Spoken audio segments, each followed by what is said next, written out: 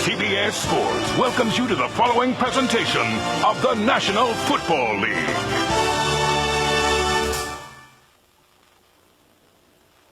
The midterm report card is in for Colt quarterback Peyton Manning. 1-7, a tough way to start, but no one said it would be easy.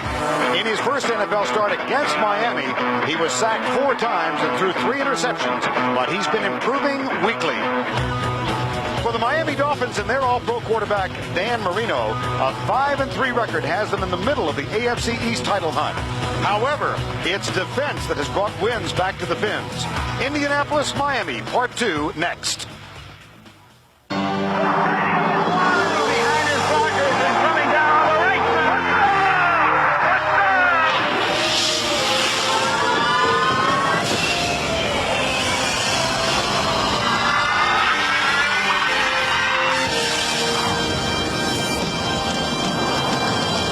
Welcome you to South Florida, a splendid Sunday afternoon in early November as we begin the second part of the 1998 season. The Indianapolis Colts and the Miami Dolphins hooking up for the second time this season. And look at the catfight in the AFC East. 4 teams tied at the top with 8 to go. The Jets and Buffalo play later tonight, this afternoon. And Miami, of course, at home today. They are currently tied along with the New England Patriots. Hi once again, everybody. Vern Lundquist along with Randy Cross. The Colts kind of spoilers from now to the end of the season. But for this Miami Dolphin team, a very important game.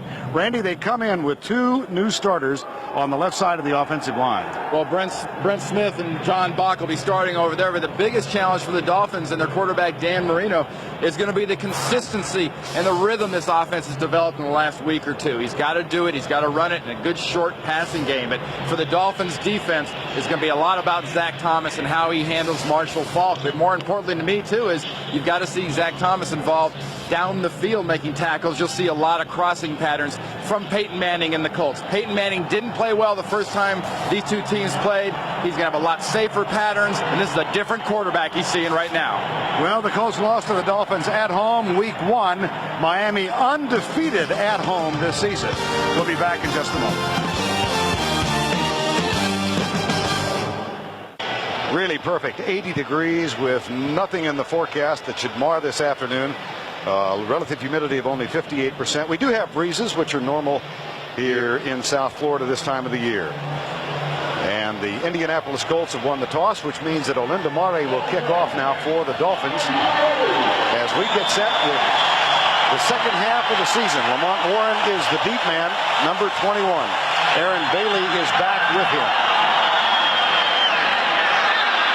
This one is taken short by Chris Hetherington, number 44, and he moves out to the 31-yard line, where Peyton Manning, 1-7 as a starter. He has thrown every pass this season for the Indianapolis Colts, and look at 1,800 yards already, marred by interceptions, but this offensive line has allowed him to be sacked only 12 times.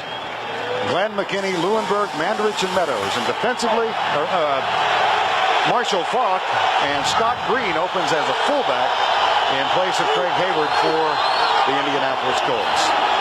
Here's Faulk, sweep to the left. Leuenberg out to try and help him, and Tarek Glenn can't provide much help. The tackle made by Brock Marion, number 31. And this is a defense that is full of zest at home. They've pitched 2 shutouts this season. Kenny Mixon, Bowens, Gardner, and Taylor. In the middle, Zach Thomas had 19 tackles last week. And in the secondary, you've got Buckley and Madison in the corners, Calvin Jackson and Brock Marion, the safeties. Loss of 3, second down and 13.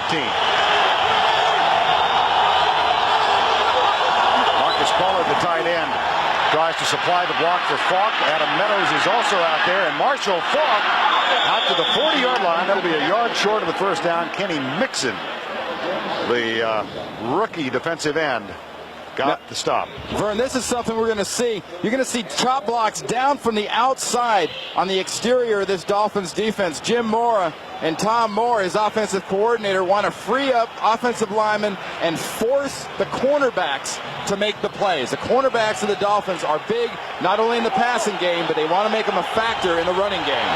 3rd and 1. Faulk, the deep back in the eye. Toss to the right. Here comes Faulk. Works for the first down. I believe he has enough as Robert Jones, number 52, comes up defensively for Miami. Now let's check in with the third member of our commentary trio. Here's Michelle Tafoya. All right, Vern. Well, I spoke to Jimmy Johnson before the game, and he told me he's concerned that his team doesn't fully realize just how much the Colts have improved since they met earlier this season. He said the first game was easier because they sacked Peyton Manning 4 times. He threw 3 interceptions. He's not having any of those troubles anymore. Furthermore, the Colts have nothing to lose. They're a dangerous appointment, guys. First down and 10. Indianapolis at their own 42. Here's Falk again. He cuts back, starts left, and finds a bit of room out to the 44. Jim Mora in his first season as the head coach at Indianapolis. Of course, 11 years down in New Orleans, and then like Jimmy Johnson, spent a little bit of time talking for a living. Well, he's got things kind of backwards from when he was in New Orleans. In New Orleans, he was able to bring those USFL guys like Von Johnson and Sam Mills and have instant credibility on defense and struggled on offense. He's got his star players on offense now, and he's really struggling on defense. Gain of 2 for Falk, second down and 8. This is Marcus Pollard, the tight end, in motion. Manning back to throw with time. Sails it over the head of Pollard at the 50-yard line. It will be 3rd and 8. Well, so far, Peyton Manning has been given 2 tight end formation. Ken Dilger and Pollard have been in at the tight end position. They've had 1 running back in the backfield. That, to the Miami defense, if they keep doing that, is going to spell blitz. And that's why the Colts have that in there. Tom Moore, their offensive coordinator, wants to buy Peyton Manning a little more time. Like Michelle said, you know, this is a different quarterback. They're not going to get the pressure on him this time like they did last time. 3 receivers set now. Dilger, the tight end, is tight right. That's Marvin Harrison in motion. Manning lets go of it for Harrison, but short of the first down at the 45-yard line. Harrison tackled by Patrick Surtain, the rookie nickelback from Southern Mississippi. And watch for this today, too. You're going to see a lot of crossing patterns out of the Colts. It's because of the aggressive bump and run kind of press coverage that Miami plays. They're going to try to run these guys across the field and lose them. And as you can tell there, Manson did a great job and was not lost. O.J. McDuffie set to return only his second punt of the season. That task normally fulfilled by Terrell Buckley. Here's Gardocki, the left-footed punter, nice and high, but perhaps too deep. It will sail into the end zone, touchback, and a 55-yard punt, but take 20 off of it, so a net of 35. And the Dolphins, this conservative Dolphin team under Dan Marino, when we come back. Miami Dolphins have it for the first time this afternoon. Dan Marino back at quarterback in his 16th season. Modest numbers this year, 1,440 yards. 9 touchdowns, 7 interceptions. First down and 10 from the 20. Stanley Pritchett, Kareem Abdul-Jabbar in the backfield behind Marino. Play fake. Marino into the flat. And it's caught by Stanley Pritchett, his 6th catch of the year. And he moves out near the 27-yard line. Montgomery with the tackle.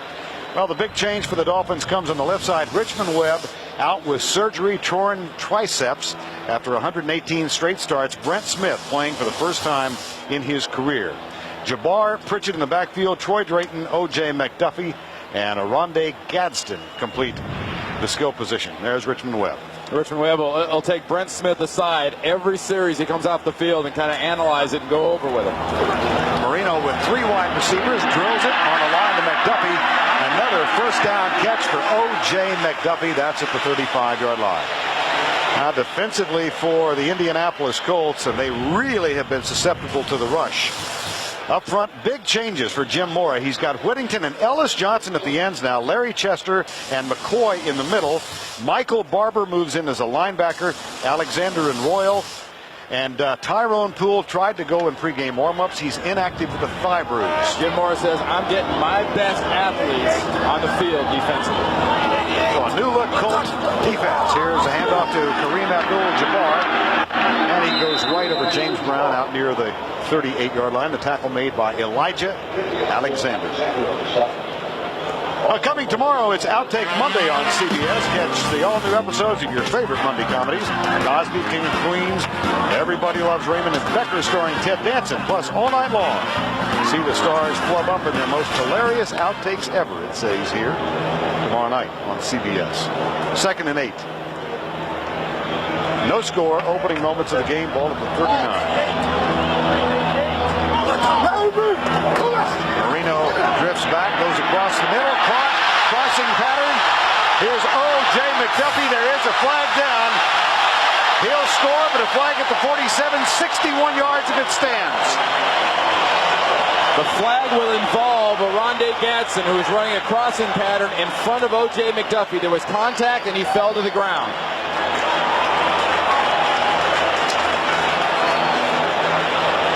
Ron Blum is the referee today.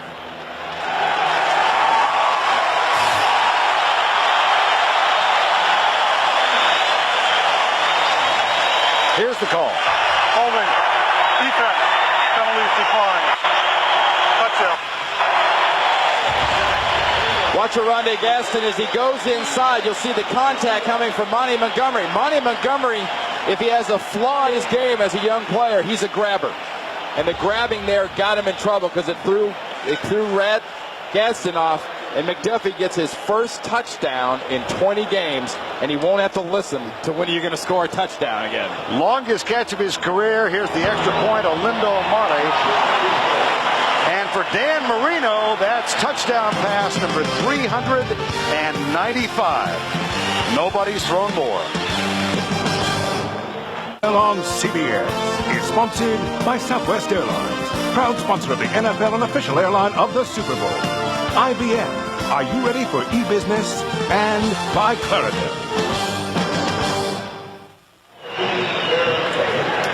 Didn't take long. 2 minutes and 6 seconds. Miami on top 7-0. A nice start. O.J. McDuffie 61 yards, 4 plays, 80 yards, and Marino a quick starting 3 of 3.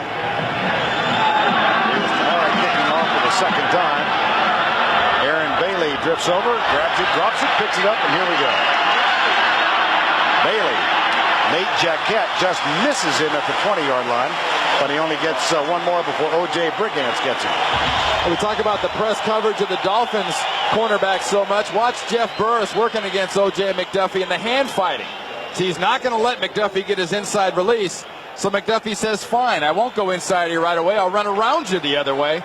That was all set up in the first 5 yards, and that McDuffie moved to set himself up. And after 395 touchdowns, Dan Marino's going to go plead his case, make sure he gets 395. First and 10, Manning and the Colts. Handoff goes to Marshall Faulk, who slips, gets up, and loses a couple of yards. The heart of that defense is as strong as you're going to find in the NFL, and it's because of guys like Tim Bowens there, 95, and Darryl Gardner, 92. Zach Thomas gets all the credit, and Zach Thomas is a great sideline-to-sideline linebacker, but Bowens and Gardner just destroy blocking patterns in front of an offensive line, and that enables Zach Thomas to go crazy, and that also enables this defense to play like that. Last home game here went to overtime. Miami won at 12-9 over New England. Here's play action. Manning into the flat. That's caught by Scott Green, number 43. His first catch since coming to the team, the tackle made by Zach Thomas, and it allows us to send best wishes back to Indianapolis to Craig Hayward and his family. Craig had problems with his vision. Randy talked about this in the NFL today, and he faces surgery for a benign tumor. The preliminary biopsy showed the tumor to be benign, but Craig will undergo surgery Thursday, and obviously our best wishes with Craig and the family. 3rd and 10. Torrance Small, number 87. And here's Manning, the blitz coming from Zach Thomas. Oh, man.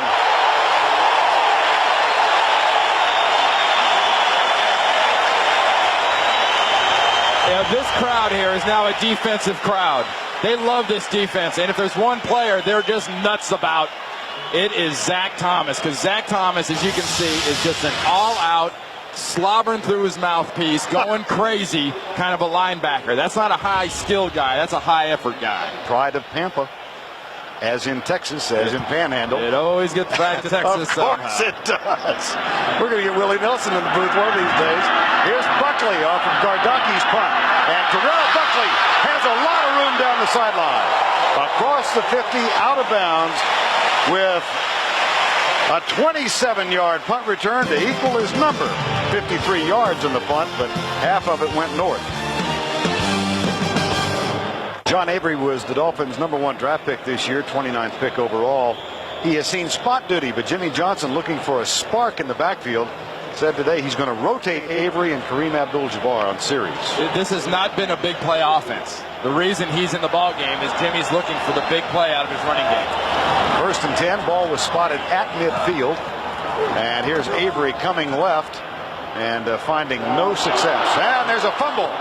A scramble for the football, and the Colts might have it. That is their indication, and it's confirmed as Bernard Whittington comes out with it. Elijah Alexander forced the fumble. That's exactly what Jim Mora's football team needed to do, is just take a nice deep breath. Things are going bad. Let's make something happen. And if you're John Avery, you think that was the kind of big play Jimmy had in mind? Survey says, NFL on CBS is sponsored by Chevrolet Trucks and by NASDAQ Amex Market Group, the market of markets.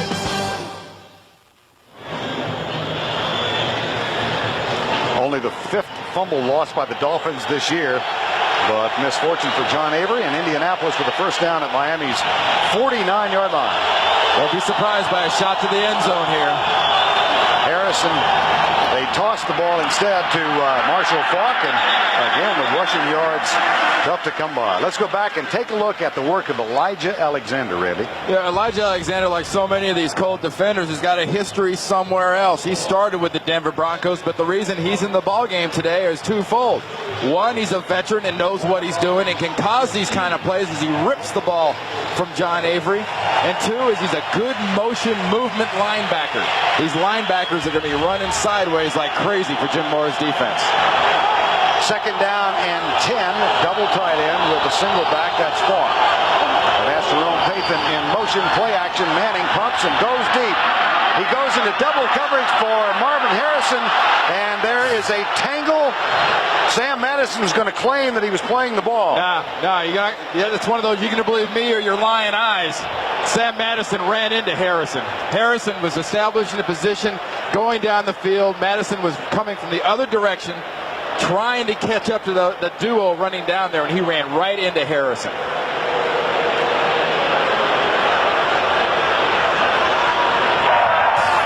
Both players' feet got tangled on the play. There is no foul. Well, that's not what you call a break for Jim Mora, and the shake of the head tells you he doesn't agree. Watch Harrison, 88. No, I'm sorry. Harrison's moving up the field. Madison body moves into Harrison. I mean, you can say the feet got tangled, and Madison gets a little hug, and that should be kind of the you got away with one kind of hug from Jason Taylor. so instead of a first down inside the 20, it's going to be 3rd and 10 for the Colts. I think what really saved him here gave him the foot tangle for Jimmy Johnson's defensive backs, the fact that he was turning back to the ball. 3rd and 10 out of the shotgun, and the crowd begins to make a little noise. Stunts. Here's Manning. Man is open. Pathan lets it go through his hands. It's incomplete. Madison was defending, but Jerome Pathan had both hands on it. Well, so did Sam Madison. Pathan and Madison have something in common. Dolphins look like they're showing a 3-man line. At the last minute, they bring Taylor up in a blitz. But watch the ball. Through 2 hands into 1. That's 2, that's 3, that's 4. That's 6 touches by 2 guys on 1 play, but no catches. And all of that results in Gardocki punting for the 3rd time in the first quarter. So the Colts unable to take advantage of the turnover, and here's McDuffie at the 13. 6:42 to go in the opening quarter of play. 35-yard punt, nothing on the return. Dolphins have the ball. Welcome back to Miami, where today's overhead shots, courtesy of the Goodyear Blimp Stars and Stripes, based in Pompano Beach, Florida. At the controls, Captain Larry Chambers from Lighthouse Point, Florida. Full house, 7-0 Dolphins lead, a 61-yard pass, Marino to O.J. McDuffie. And they've got a 3-wide receiver set now with Dan Marino at the line. Hand off to John Avery, and Avery breaks through into the secondary, out to the 24-yard line. That's a 9-yard gain. And for an NFL update, let's go back and check in with Jim Nance. All right, Vern and Randy, the Bengals have the worst defense in the National Football League going against explosive Jacksonville. And Mark Brunell hooks up with the speedster from North Carolina State, Albus Whitted. It led to a Fred Taylor 1-yard touchdown run. Back to you. All right, Jim, 7-0 here as well. And that was a 10-yard gain, first down 10. A nice job by those young linemen up front, too, for the Miami Dolphins with Brent Smith and John Bach getting some good blocks. Again, the 3 wide receiver set. Lamar Thomas in the slot. Here's Marino with a little pressure. Finds John Avery out of the backfield, and they move that up to the 29-yard line. Now let's take a look at the blocking on the left side 2 plays ago, Randy. Yeah, well, you got Smith and you got Bach. Smith, Bach. Watch what they do here. Avery does not hesitate. One guy sticks on Johnson. One guy sticks on the linebacker. And Avery does not hesitate. He just gets into that hole and goes. That's not so much a hole as it was a lane, but it was a good job of opening up that lane by Smith and Bach on the left. Brent Smith starts in place of Richmond Webb. John Bach starting in place of Mark Dixon, who we are told might be able to go today with a neck injury. But they think they might get some spot duty out of him. Here's Marino on second down. Again out of the flat. Avery one-on-one. Goes right by Elijah Alexander. Hello. That's a dream matchup right there. You can get that much air, and John Avery has the ball in his hands. Elijah Alexander can't feel too bad about that because there's a lot of linebackers in this league that won't stay up with John Avery. It's a man matchup. They just do the quick dump. Watch the body. Man. I mean, he's got quick moves in super slow motion. I mean, this guy has got more quivers and quakes with the speed to go with it. Fumble this. First down after a 15-yard gain. Marino hands it off to Avery. He cuts back, looks for space on the left side. He's out to the 48-yard line. Tackle made by Larry Chester, number 64. Log on to www.nfl.com as this week's Player Spotlight features Steelers quarterback Cordell Stewart and a profile on NFL alumnus Jim Marshall, all on NFL.com. Yeah, that last play you saw from John Avery gives you some idea why there's an occasional analogy drawn between Barry Sanders and he. There will never be another Barry Sanders. But when you can make defenders look that bad, you're going to get those analogies. Second down and 5. Avery the deep back in the eye. They'll let Pritchett lead the way around the right side, and Avery across the 50 to the 48. Well, a couple of weeks ago when we were here, Randy, we chatted with John Avery. He had a reputation of dancing around behind the line and said he'd been studying tapes of Barry Sanders and Terrell Davis. Well, he's got almost as much confidence as he has just kind of sparkle and personality. What he has to do is he has to get a little bit of the, callus on the forehead tough guy attitude. And Marino is out of the game, and Todd Doxson, who was signed as a special teams player, is in at quarterback. Dan Marino just quietly walked off, and here's Doxson. He was an option quarterback, and I bet Marino comes right back on the field. Yep. Look at Doxson. And Marino knows he can't do that. Well. Dan Marino had a 10-yard run last week, but he still can't run the option. I haven't seen this since the 49ers ran it during the strike in 1982. Bill Walsh ran it against Bill Parcells with the Giants and gave Parcells across the field. He looked at him and kind of gave him the shrug. Now, Doxson just picked up a first down rushing, and there is a reason why Dan Marino was not in to run that play. Here's play action, pops into the flat, caught by Kareem Abdul-Jabbar. There's a flag. This one's going to come back, and it'll be a holding call, I'm sure, against Miami. Todd Doxson, first-year player from Iowa State, picks up the first down, and this one's going to come back. Doxson played in the World League. Use the hands to the face. 65 offense. 10 yards. Repeat first down.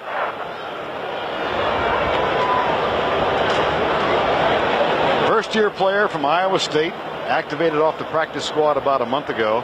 All he's been doing is covering kickoffs.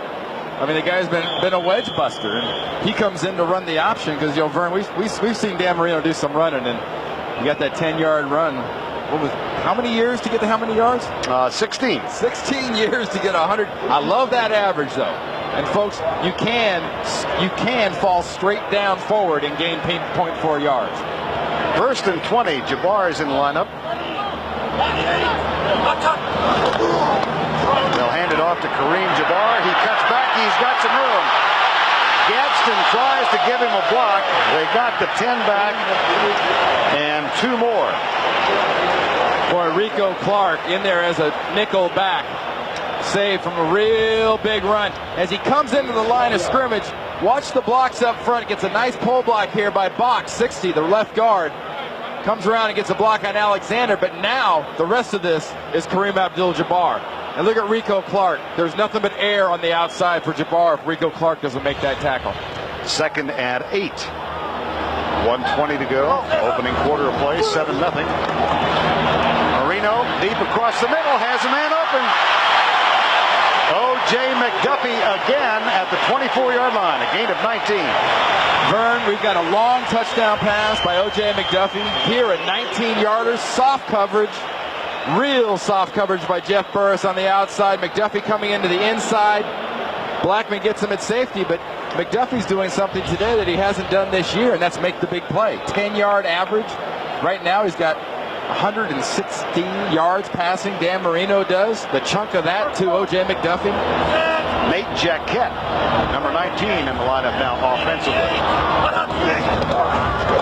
Kareem Abdul-Jabbar inside the 20 down to the 18-yard line. Elijah Alexander with the tackle. You gotta like the offense right now for Miami. I talked about it at the very beginning of the game. The consistency of the offense and the rhythm of the offense, and they're mixing things up. Jabbar, why has Avery been playing? Well, Avery's in the game because Jabbar's lost that many yards off his average in the last 5 games. They need the big play, but they've already gotten a couple out of Jabbar.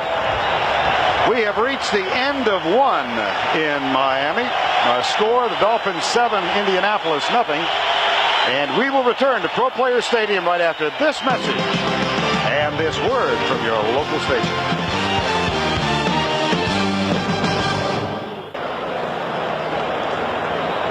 Welcome back to Pro Player Stadium, Miami. Coming next on our CBS doubleheader, most of you will see Buffalo and the Jets, another significant AFC Eastern Division battle. Here's Marino handing it off to Jabbar, big opener up the middle. And the Miami offense continues to excel here on the first game of the second half of the season. Abdul-Jabbar splitting time with John Avery. Vern Lundquist with Randy Cross. Well, Richmond Webb, Mark Dixon not in there, but the line playing very well for Miami. The whole offense is what they're doing is they're not just a running offense, and they're not just Dan Marino passing the ball. This is an offense right now for the Miami Dolphins. This is what Kippy Brown, their coordinator, and Jimmy Johnson had in mind, especially when you're getting that kind of a start with 166 yards. 1st and goal with a 7-0 lead. And here's Marino, who's perfect so far, 6 of 6, and he makes it 7 of 7 as he finds Stanley Pritchett for the second time in the ballgame. Pritchett, who has been a very quiet factor this season. Well, he really has. He hurt a knee 2 years ago. And Jimmy Johnson told me last year at the beginning of the year, this really hampers our offense not having a Stanley Pritchett in there because of the things he can do. You see him sort of try to block and then go out as the receiver. This is another ingredient. This is another part of this offense from Miami here in the second half. I think you've got to look for Kippy Brown to spread this whole thing out and give Dan Marino more weapons. Marino perfect and 120 yards, including a 61-yard touchdown cross. 2nd and goal from the 6. A lot of time for Marino into the end zone. O.J. McDuffie with his second grab for 6 in the game. And Mr. Marino has 396 touchdown throws.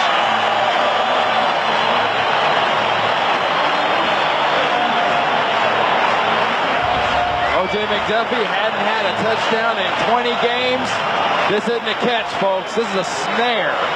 That ball is going out like a rocket, and he just happens to grab the laces in the middle of the ball as it was going by. That was a rocket that only he could have gotten to. Good pass by Dan, but a better catch by McDuffie. And Jimmy Johnson telling us Friday afternoon, one of his concerns, Mari with the extra point, was that O.J. McDuffie had been dropping a lot of passes. Not the case today. I think things are okay. Has been the defense which has excelled in the first 4 games here at home, but O.J. McDuffie and Dan Marino have sparked the offense today. 4 for 95 and 2 touchdowns in the early going. And when you think of Dan Marino, you think of 100-yard receivers and big passing days.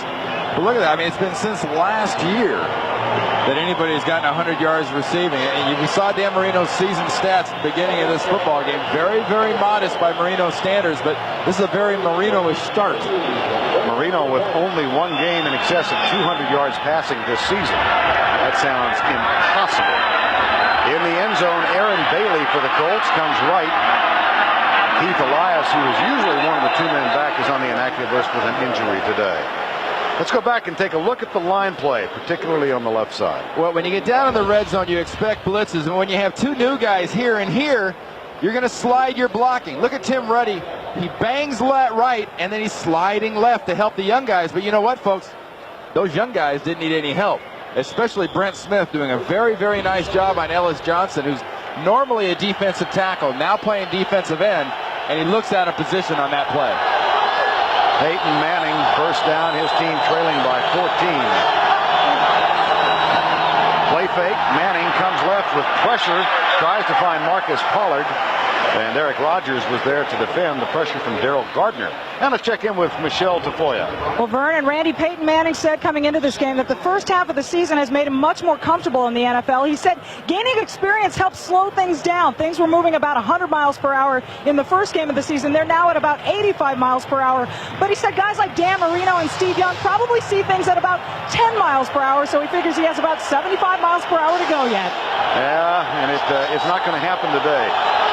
Second down and 10. Harrison in motion coming wide left. They hand it off to Marshall Faulk. Quick opener. And Faulk out to the 30. That'll leave about 5 yards needed for the first down. Remember, we talked earlier, too, that Richmond Webb is going to be talking to the offensive lineman, working with Brent Smith there, 74, sitting on the bench. And, you know, so far, Richmond Webb can go up in the stands and get himself a dog and a Coke or something, because those young guys are handling things pretty good. And when a young guy plays that good in front of you and does it consistently for more than a couple games, you'd be amazed how much better your arm's going to start feeling, or at least you think it feels. Surgery this week for Richmond Webb. His streak of 118 consecutive games has come to an end. Here's Manning out of the backfield for Faulk, one-on-one with Buckley, and he's got the first down as he moves inside, and then Brock Marion comes up to complete the tackle. Marshall Faulk is a very complete running back. It's not like he's a great running back running the ball or a great running back catching the ball. But you look at his stats for the season right now, he's got a chance of doing something very, very special because of these kind of moves when he catches the ball. I played with a guy in 1985, Roger Craig, that rushed for 1,000 yards and had 1,000 yards as a receiver. It's only been done once in 85, and Marshall Faulk has a crack at it. Here's a reverse to Harrison, or Jerome Pathan, rather. Goes right. Oh, boy. Hello, Zach Thomas. Oh, man. He does play with enthusiasm. Well, the great thing about Zach Thomas is he's such a reactor. Because you know when that play started to the right, Zach Thomas was going right. And what does he do? He goes back left, and he's screaming back the other way. Watch him hop. Hop. Hop. Nope. Guessed wrong. Come back. Now the laser sightings have caught his target. Wow. That's not a form tackle. That's just like running over roadkill. 2nd and 6. Play fake. Manning comes deep left side. There's a tussle, and the ball is intercepted. Picked off by Sam Madison. Madison looking for an escort. They are going to bring this back and rule him down by contact at the 49-yard line. But Peyton Manning has been hindered by interceptions. He had 2 last week, 16 for the season, 1 more today. Well, Michelle Tafoya was 100% right talking about Peyton Manning and the fact of how well he had played in sort of the second half of the first half. The first half he played really poorly those first 3 or 4 games throwing those picks, but the last half he's been throwing well. That one right there was kind of low and inside, set up for Madison. CBS is sponsored by Sutter, a different kind of company, a different kind of car. Propecia, talk to your doctor today. And by Midas. For quality service, visit your neighborhood Midas today.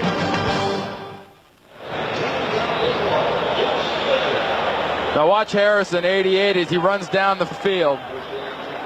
And where Peyton Manning puts this ball, he had to put the ball low and inside because Brock Marion, who you saw come in there late, was on the outside. There's nowhere to put that ball. Third interception of the season for Sam Madison.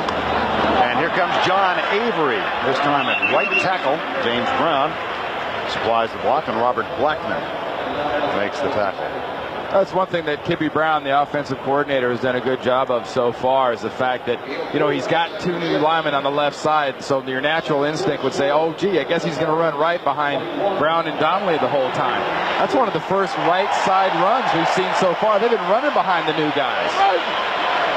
And Mark Dixon is in at left guard right now, number 63. This guy is a street fighting football player. Mark Dixon, the free agent who played the last 2 years in Montreal, Canada. Here's Marino with a lot of time. Across the middle for McDuffie. And the hit made by Andre Royal, but McDuffie with his 5th grab. McDuffie goes over 100 yards for the day. I hope somebody's taping this game for O.J. McDuffie, because he's having as good a game as I've seen him have since he was a Nittany Lion at Penn State for Joe Paterno. He's doing all the things, the big plays, the short plays, and the tough plays. And that old guy at quarterback is doing pretty well, too. Not too bad. 9 of 9 for 136. Here's a play fake. Marino tries to keep the streak alive, going deep, and he's got a man open. There's the penalty flag thrown as contact is made. That's why you throw the ball up in the air when Oronde Gadsden's in the area. Oronde Gadsden has the background in the Arena Football League, which is basically banging in the low post in the NBA, but it's on grass or on AstroTurf and you're playing football. He gets inside. He's got a physical advantage against defensive backs. Interference. 29 defense. First down, Miami. It's one of the things Dan Marino said, Vern, that he had to really get used to, is throwing the ball down the field to a guy that's covered. Look at Monty Montgomery. He is on Oronde Gadsden. But just that little contact enables him to do that. Right there, the official sees the contact going right before we got to that play, and that's when the flag came out. Monty Montgomery, who starts in place of the injured Tyrone Poole, and that's a 29-yard penalty, 1st and goal at the 9. Here's Avery fighting inside the 5-yard line.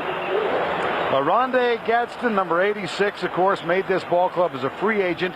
He spent last spring and much of the summer playing in the Arena Football League for the Portland Forest Dragons. Matter of fact, in 14 games in the AFL, he caught 93 passes for 1,335 yards. He also doubled up as a linebacker, had 3 interceptions on defense. And that's the close quarters. I mean, it's almost like playing hockey. You've got the boards and everything else, and that's why he's so tough in a crowd. He's used to that atmosphere. 2nd and goal at the 4. Quick setup. Marino drills it. Incomplete. So McDuffie can't hang on, and the streak ends at 9 for Dan Marino. Montgomery defending.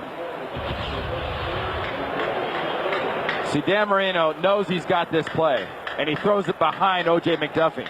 And who's the biggest Marino critic? Well, probably Dan Marino. Yep, my fault. Now Bernie Parmalee checks in on 3rd and goal from the 4. Lamar Thomas and Oronde Gadsden back in. Red zone offense. 20 trips, 14 touchdowns, and 6. They are best in the NFL inside the 20. And they go from the shotgun now on 3rd down. Marino got it. Flag is thrown. Oronde Gadsden has the catch. Now, you assume this is usually defense, but with Gadsden, he's very good at pushing off. Did he get caught? Yes. Rico Clark, number 27, was defending. Pass interference. 86 offense. 10 yards. Repeat 3rd down. Yeah, Oronde Gadsden, watch what he does at the top of the screen, working against Rico Clark, 27. He pushes. Unless it's that initial hook, arm over, I tell you, that's easily in that first 5-yard zone. I don't see where that was any kind of pass interference. He's got a good argument. 3rd and goal. So Marino deprived of his third touchdown pass in the first half. You think Michael Irvin, Jerry Rice, Chris Carter get called for that? Not a chance in the world. I think Aronde Gadsden does, though. Absolutely. Here's Marino. Here's Bernie Parmalee. And that's going to set up a field goal effort on fourth down by Olindo Mare as Rico Clark makes the tackle, and a cascade of boos now coming down from the stands, reacting to the call on Aronde Gadsden. Hey, Jimmy Johnson's offense, though, is doing something that we haven't seen him do this year, and that's just get into a bounce and a rhythm. You know, they finally seem to get it. Dan Marino's a huge part of that, the way he's throwing the ball, but Avery's been running, Jabbar's been running, the receivers have been running after they catch the ball. I mean, this is what Jimmy Johnson envisioned as his new offense. 22-yard field goal effort for Olindo Mare.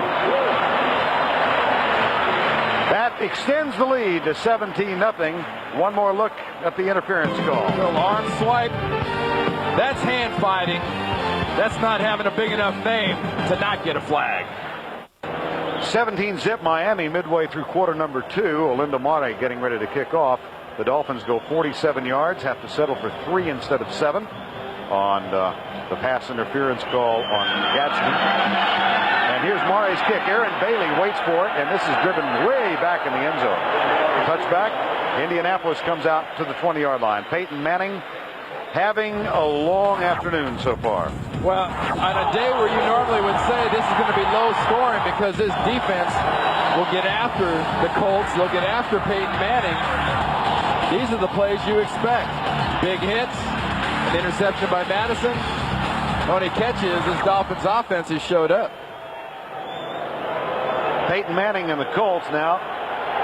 2 first downs, 29 yards of total offense. McDuffie has 104. First and 10. Blitz coming, quick read, finds the tight end Ken Dilger for a modest gain out to the 23-yard line.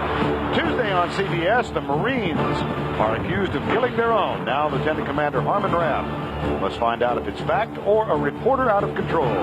All new Jag Tuesday on CBS. 2nd and 7. This Dolphins defense smells blood. They're coming after Peyton Manning. Draw play.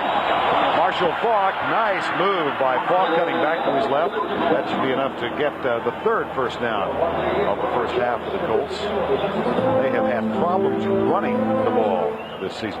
You know, I talked about the fact that I played with Roger Craig in '85 when he got 1,000 yards rushing and 1,000 yards receiving. You see the numbers he had coming into this game today. It is very impressive also in my mind that he's doing it with a football team this bad. We were a winning team in San Francisco when Roger did it. That made a big difference. Here's the toss to Faulk, who's picked up 31 yards on the ground so far and gets one more now. Daryl Gardner, number 92, makes the tackle. And the biggest difference, too, for Marshall Faulk has been he's been healthy. 2 years ago, he had that turf toe. That made a huge crimp in his style. He never really recovered for about a year and a half, but he's perfectly healthy now.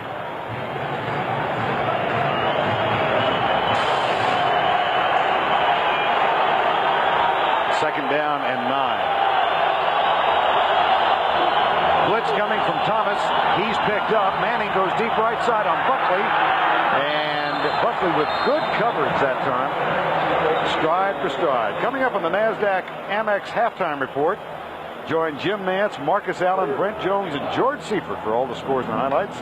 Plus, Greg Gumbel and Phil Simms preview the AFC East clash between the Bills and the Jets. That's coming up on the NASDAQ Amex halftime report. Yeah, all week long I've been hearing about this, you know, how rarely Heisman Trophy winning quarterbacks face each other. And that's something I had never really thought about. You got Flutie and Testaverde in that one, and I never thought of that being a curse for quarterbacks, but it seems the good ones don't turn into good ones. Roger Staubach and Jim Plunkett, the last duo who faced each other, that in the 70s. Here's Manning on a line. What a pass. And it's caught by Marvin Harrison. Boy, that had a little speed on it. Well, this is what this young quarterback can do, and this is Peyton Manning being a little cool under pressure. He's getting blitzes. Harrison gets the catch in spite of the hits and everything else, but look at the protection Manning gets and the time he gets to throw this pass. That's why he can step up. That's why he has the good form. That's why it's a completion. 4th and 1. And when you're 1 and 7 on the road and trailing by 17, why not? They will go for it. No bark signals, at least. Handoff, Falk hurdles. There is a fumble, but I believe that Falk is going to be ruled down by contact. And if so, oh, there's a player down. That's Marshall Falk. He was hit right between the shoulder blades in the back as he was diving over the top of that stack. Brock Marion made the contact. Oh, that's who hit him. Yeah. Watch the altitude. That is some serious altitude. You see Brock Marion coming in there at the end. Wow. That's as much of a collision in an owie as seeing Zach Thomas earlier on Marshall Falk. Well, they did pick up the first down, and the even better news is that Falk got up. You know there's contact when all you see are feet sticking up out of a pile. You have been officially hit when you're put on your head. Marshall Falk walks off without assistance. Lamont Warren takes his spot. 1st and 10, Indianapolis. 5:10 to go in the first half, and the Dolphins up 17-zip. Play action. Manning looks deep and fires down there for Harrison. Again, double coverage, and an excellent job by Terrell Buckley, with Brock Marion going back to help.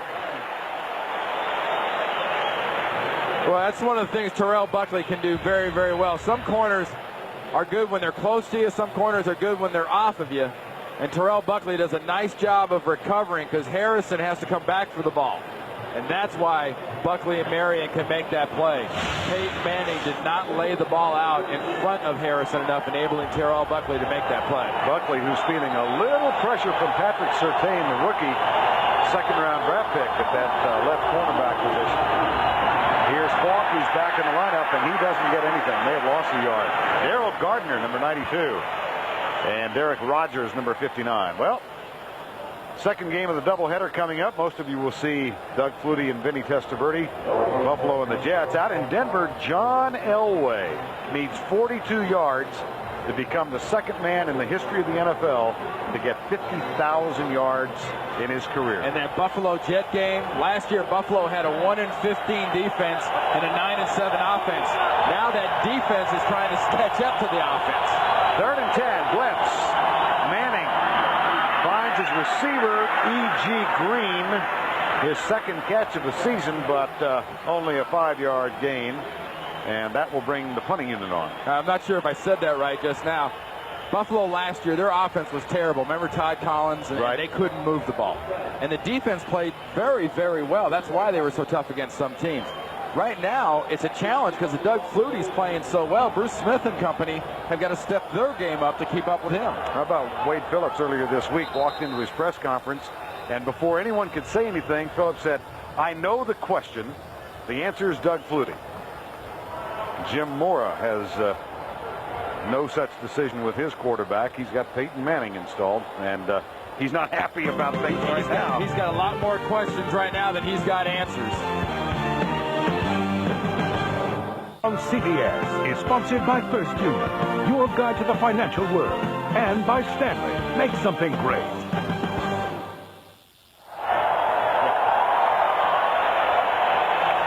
Chris Gardocki, who now has the best record of punts without a block. It's at 478. Recall that Aguiar had one blocked for Kansas City 2 weeks ago. Now 479 as Gardocki puts this one in the end zone. And that will come out to the 20-yard line. A 52-yard punt for Chris Gardocki, who had only one block during his career at Clemson. Speaking of college football, Aubrey Benson and Jarius Jackson ignite the Irish against Brian Broadwater and the Middies of Navy. What a perfect name. Or it's a showdown of SEC powers when the Arkansas Razorbacks dangle with the Tennessee Vols. Next Saturday, NASDAQ Amex College Football. Well, what kind of a job is Houston Nutt done in Arkansas? Yeah, undefeated football team. That's going to be a heck of a matchup. Dan Marino, 10 of 11, 145. And 2 touchdowns. And Kareem Abdul-Jabbar will be in the backfield on 1st and 10. 17-0. Marino hands it off to Jabbar. He comes right and is popped as he gets near the 23-yard line. Peyton Manning on the sideline chatting with the men upstairs. Well, speaking too with Marvin Harrison. Harrison's looking at the little pictures in his hands there you can't see. And as soon as Peyton gets off the phone, he's going to mention to him the fact that you underthrew me on that one. I was open. I had gotten by Buckley. 2nd down and 6. That's got to be frustrating. You want to tell the guy something, but he's talking on the phone. It's like being at home. I got a 14-year-old daughter. She never gets off the phone. I don't think Manning wants to get off the phone right now. 2nd down. Marino comes right. Catch is made by Lamar Thomas. And Jeff Burris, number 20, is right there to make the tackle. Jeff Burris, who got burned last week, had a really tough week in the loss to New England.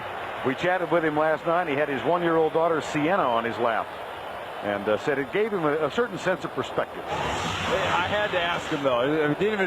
Hey, Jeff, how's your amnesia? He said, my amnesia is fine. What were we just talking about? Cornerbacks have got to have it. As bad a game as it was last week, it really doesn't matter. You let it bother you, you're not doing this long.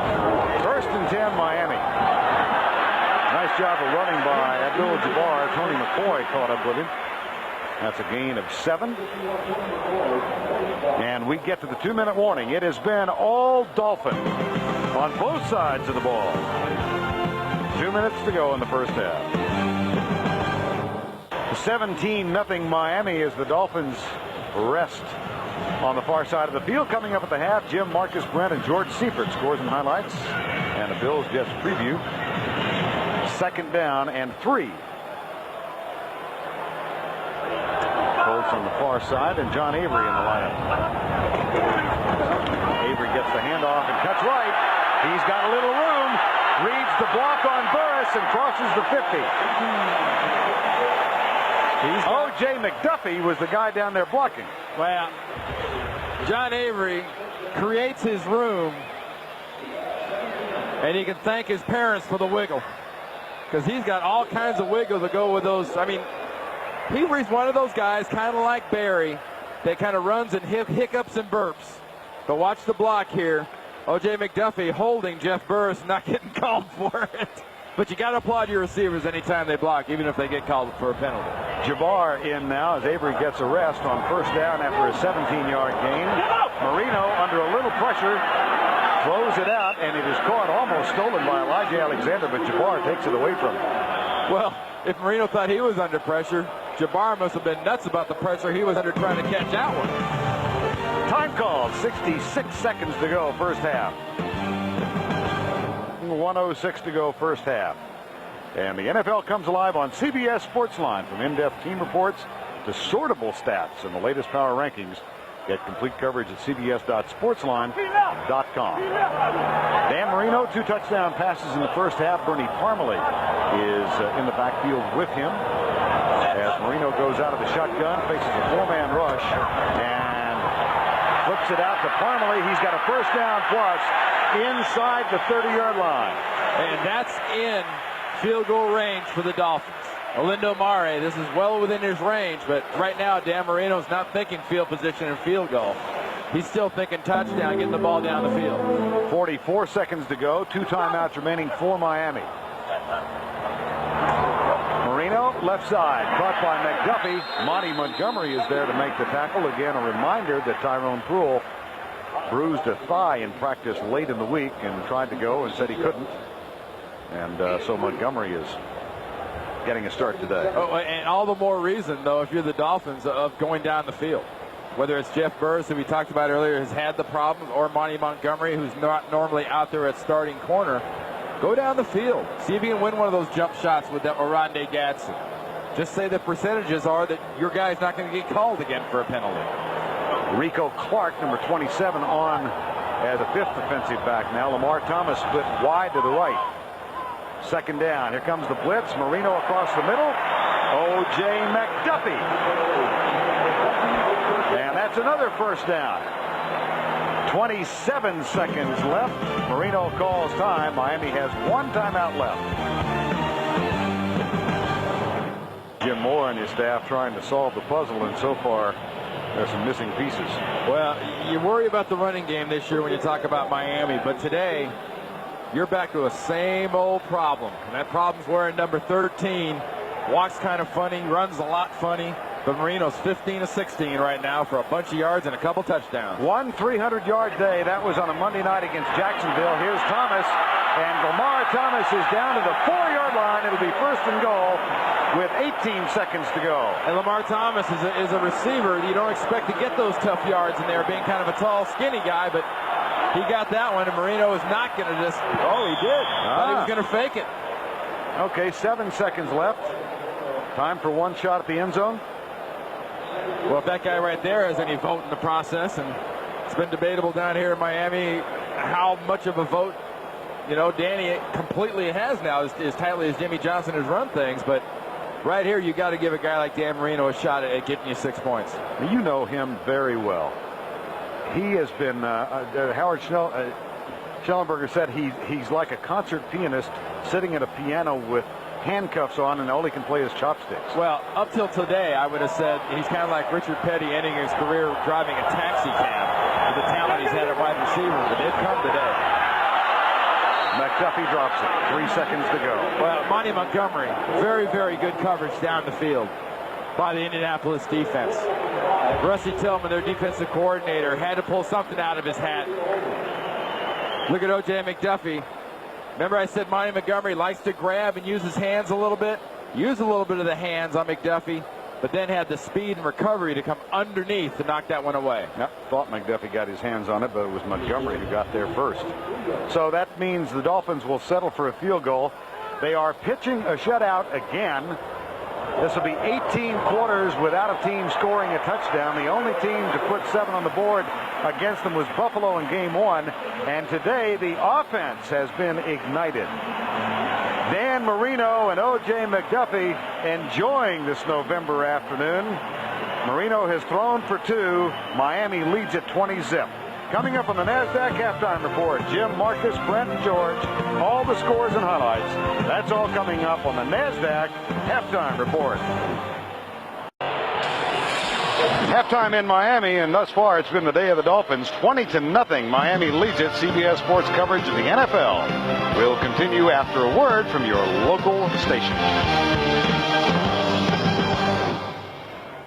We get set for the start of the second half. Miami up 20-0, and they have had the overwhelming edge any way you want to look at this ball game, but I think most impressively offensively, Randy. Well, the word that is not associated this year with the Miami Dolphins as a team is dominant. Well, as a team today, they've been dominant, and what's made them dominant has been the offense. And when you look at the halftime stats, you're going to be able to tell. I mean, that is a dominant offensive performance when you have 279 to 57 right there in total yards.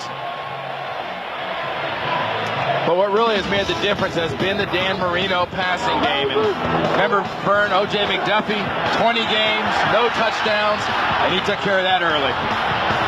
Got the first one for 61 yards.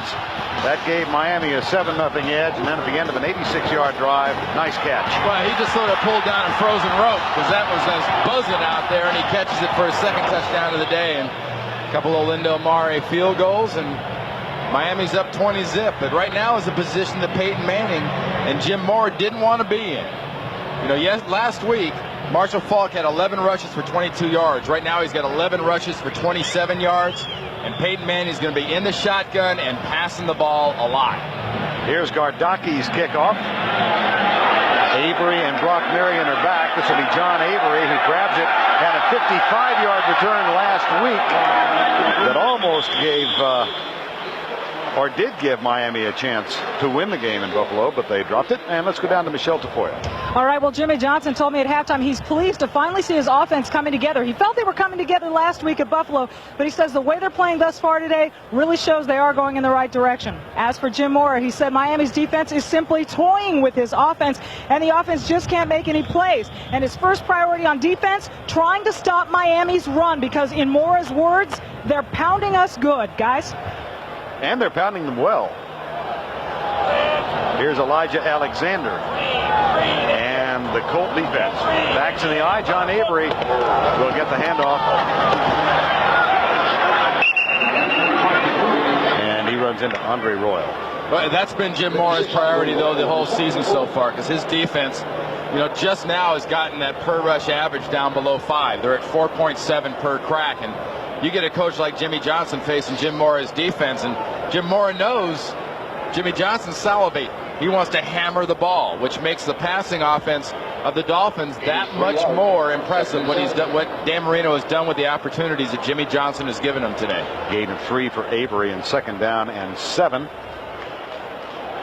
Miami up 20-0. 2 touchdown passes, 2 field goals. Marino bumps once and throws it away. Kareem Abdul-Jabbar the closest to it. Well, I tell you, this is going to be an award from Dan Marino to his receivers for the Duh Award. Watch the receivers right here. You've got Gatson and you've got OJ. Who's going what? No, I don't think they're supposed to go break towards each other, fellas, and that's why Dan Marino threw the ball at Jimmy Johnson. And as a result, Marino and the offense face a 3rd and 7.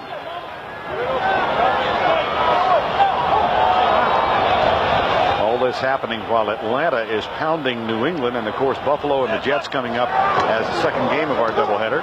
Here's a pass deep, almost picked off, and Tim Houck comes up to defend as Rico Clark was also there. Hey, you talk about that, New England getting killed by Atlanta right now.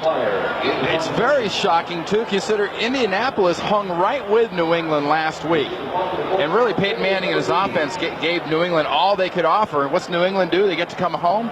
No, they're getting drilled at home by the Falcons. Now Klaus Wilmsmeyer, his first punt of the afternoon. Nice and high. Aaron Bailey is back to return it. Grabs it at the 15, perhaps the 14 officially.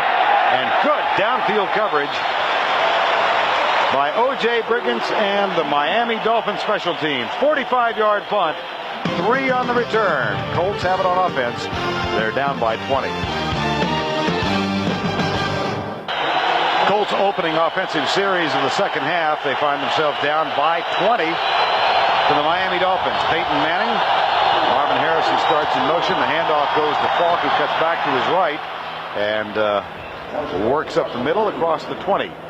Brock Marion, number 31, with a tackle. Yeah, one of the worst jobs you can have in the NFL is the gunner on punt. Nate Jacquet is getting abused, but the reason you stay on a football team for Jimmy Johnson, if you're not a star and you are a Nate Jacquet, is you don't give up, and after you get abused, you hustle downfield and get yourself a nice tackle. O.J. Briggins at the bottom, but then Jacquet completed the tackle. 2nd and 4, draw play. Falk, his 13th carry of the ball game, and that should be enough for a first down as Terrell Buckley makes the tackle. Tonight on CBS, Cicely Tyson, Blair Underwood, Queen Latifah, and Mario Van Peebles star in the story that picks up where Roots left off. CBS proudly presents Alex Haley's Mama Flora's Family on the CBS movie tonight. Falk's run good for a 1st and 10, and the Colts put it in play at their own 27. Manning double tight ends and 2 wide receivers. Flagged down. And a dead ball foul.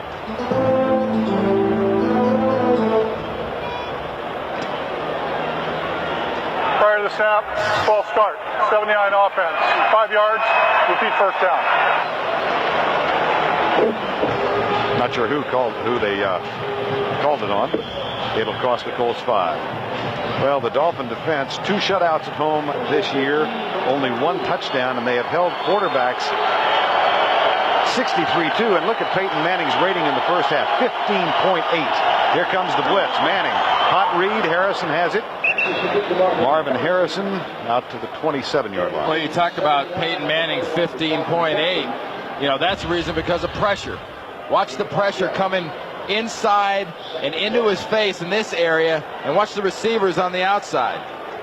What chances do you have if you don't make a quick decision? He makes a good quick decision, and by making that decision, he avoids what Cordell Stewart had happened to him here in week 3, and that's have a quarterback rating for the game of 5.1. Manning 7 of 15 this afternoon. It's 2nd down and 10.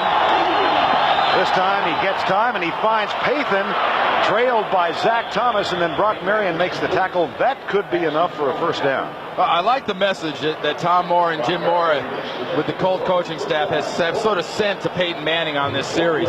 You start out, look, we're going to run. We're not going to call a panic game. You know, Jim Moore knows he doesn't have a great football team this year. He's the first one to admit it. But he and Tom Moore, his offensive coordinator right there, have done a good job of building some confidence in this offense to start the second half. Indianapolis did pick up the first down. Here's Falk with a handoff.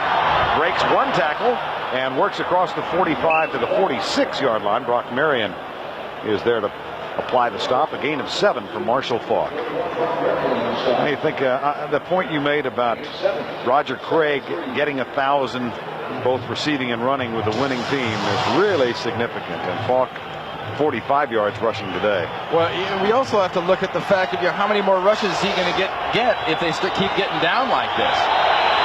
Second down and 3. That would be Kenny Mixon who came across the line. Let's see if he did so when drawn or if he did so on his own. Oh, he looked like he was pretty committed. He did. Whatever he did with a purpose. Ron Bloom, our referee, who is also a member. Offside, unabated to the quarterback, 79 defense, 5 yards, repeat second down. Of the Professional Golfers Association. My question when I hear unabated to the quarterback is what would he have to do to be baited? Because if you're unabated, it's 5 yards. Is it like 7.5 if you're baited to the quarterback? Yep. Okay. First down and 10.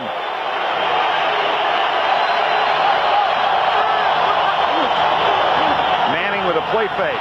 Darrell Gardner coming with a rush, and that one incomplete on the left side, intended for Jerome Pathan.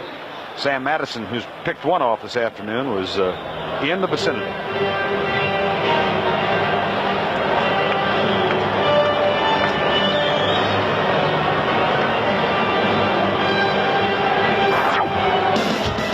Next weekend, we invite you to tune in for the Franklin Templeton Shark Shootout, covered Saturday at 1 o'clock Eastern and Sunday at 4 o'clock Eastern, Thousand Oaks, California. Out west, Franklin Templeton Shark Shootout next weekend. 2nd and 10.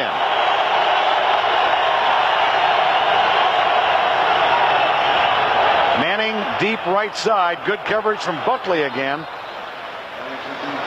I'd say the Miami defense and their coordinator George Hill have just done a fabulous job of game planning down the field passes for this Indianapolis Colts offense. Terrell Buckley obviously doing a good job staying near Harrison here, but there's always help deep middle. In that case, it was Marion. The play before that, Peyton Manning threw a pass, and it was Calvin Jackson coming over and helping Buckley. They are not leaving the corners man-on-man alone and have done a great job of shutting that part of Peyton Manning's game off. 3rd and 10. Shotgun. No blitz. Manning has it batted back at himself.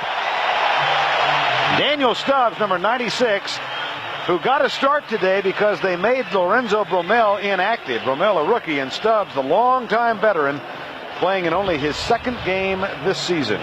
As Danny Stubbs in the long sleeves there, in the white sleeves. I guess it's not quite warm enough down here for Danny, so he's got to try to keep himself warm on the sideline. That'll happen to you when you get a little older as a football player. You got to try to keep that body warm.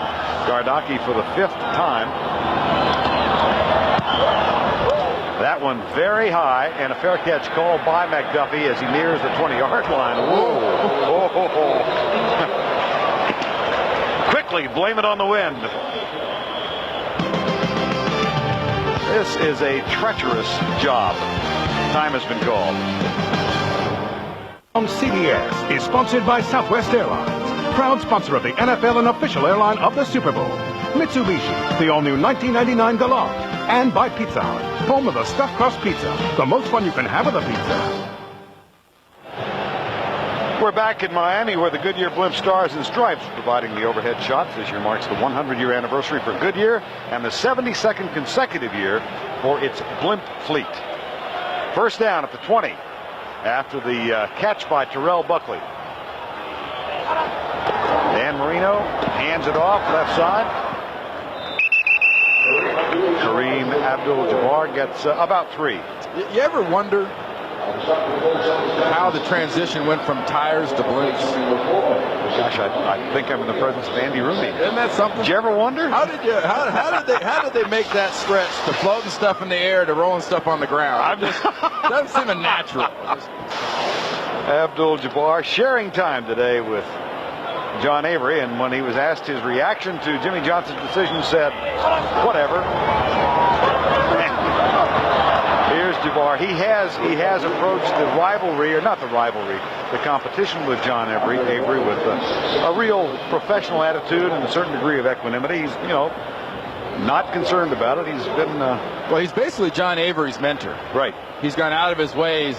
You see John Avery there of really tutoring the kid on blitz pickups and pass receiving and patterns and what he should do and how he should react in certain situations. And as a head coach, Jimmy Johnson could not ask for a better reaction from a football player than he's the one he's gotten from Jabbar. And both of them with 48 yards. That's splitting the series fairly evenly. Here's Jabbar. Nice defensive job by the Colts, and that will force the second punt of the ball game.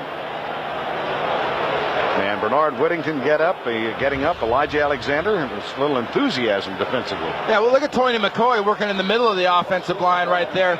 Just blasted right through Tim Ruddy and Donnelly, and he made a pile. See, McCoy is in the middle of that pile on the left side of your screen, and that's why the run couldn't go anywhere. You make a pile like that, that's a nose tackle, defensive tackle's job. Aaron Bailey waits for the Wilmsmeyer punt. Nice and high. This one will be taken at the 16-yard line. And again, good downfield coverage. Larry Izzo. And then he got some help from the congregation. The Dolphin defense and special teams joining the offense and shining today. A 54-yard punt, 1 on the return. Out in the Atlantic, not far from Pro Players Stadium, Miami 20-0. Nice day to be at sea, but also a nice day to be here watching the Dolphins and the Colts 20-0. First down and 10. Play fake. Manning left side. Dilger, the tight end, with his second catch today. Let's check in with Michelle Tafoya. Well, a reminder that Craig Ironhead Hayward is not with the Colts this week. He got a scare this week, as did the entire Colts team, when doctors found a small shrimp-sized tumor at the base of his skull. It was pressing on an optic nerve, causing blurred vision in Hayward's right eye. Jim Mora told me that a preliminary biopsy indicated the tumor is benign, but the tumor is also interfering with Hayward's carotid artery and needs to be removed. Surgery is scheduled for Thursday. Back to you. All right, Michelle. And the Colts have flown Craig's wife and family up to be with him. Here's the handoff to Marshall Faulk, and he gets out across the 32 to 31. Jim Mora talking about Craig. He had seen Craig, and you and I ran into Craig Hayward in the parking lot out in San Francisco a couple of weeks ago. He really has changed his lifestyle. Well, Jim had him in the tough years in New Orleans. Craig admittedly said he was a little bit more than dedicated to the game of football. Here's a guy that has totally turned his life around. And 2nd and 6. And that might have been baited. If so. Yeah, because he didn't get through clean. You think so? I think unabated is clean. Might have been baited. A little worm on the end of the hook. Let's see. Could be the first baited call we've had in a while. Well, maybe. Yeah, he's just not. He wasn't unabated. He was just baited. Okay. Tim Bowens. Offside. 95 defense. 5 yards. And this is some serious momentum, folks. Tim Bowens, you see right there. When he gets it going, it's not coming back. He has pulled the trigger. He's committed. There were no breaks there. Some guys that kind of go on the tippy toes and look like dancing bears. Tim Bowens pulled that trigger, and he was going after Peyton Manning, period, end of report. 2nd down and 1 after the offside call.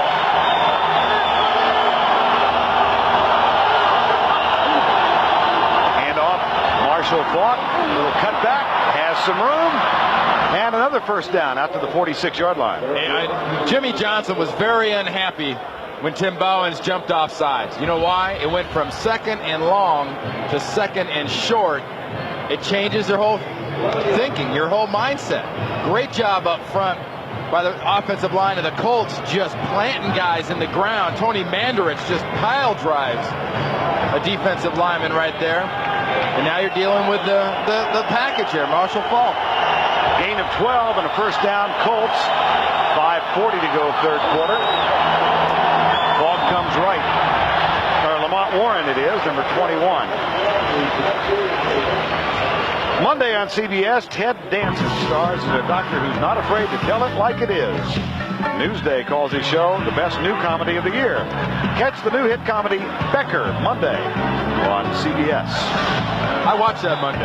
Did you? Yeah, I'm a little bent to start with, but I got kind of a sarcastic sense of humor, and I enjoyed that show. Jimmy Johnson right now not showing much sense of humor after Mr. Bowens jumps off sides and his defense gives up a first down. 2nd and 9. Harrison in motion. Faulk gets across the 50 to the 49-yard line. Robert Jones, number 52, made the tackle. Jones, who played in Dallas and then a couple of years in St. Louis. Miami pitching a shutout again today. The only touchdown that was scored against this Dolphin defense at home. Rob Johnson to Eric Mole's second game of the season, second quarter. Might be one of Rob Johnson's last touchdowns, too, because we're going to see a lot of Doug Flutie after this game with the Bills and the Jets. 3rd and 5. Here comes the rush and the blitz. Manning intercepted, picked off by Terrell Buckley. Gets up and has some room to run.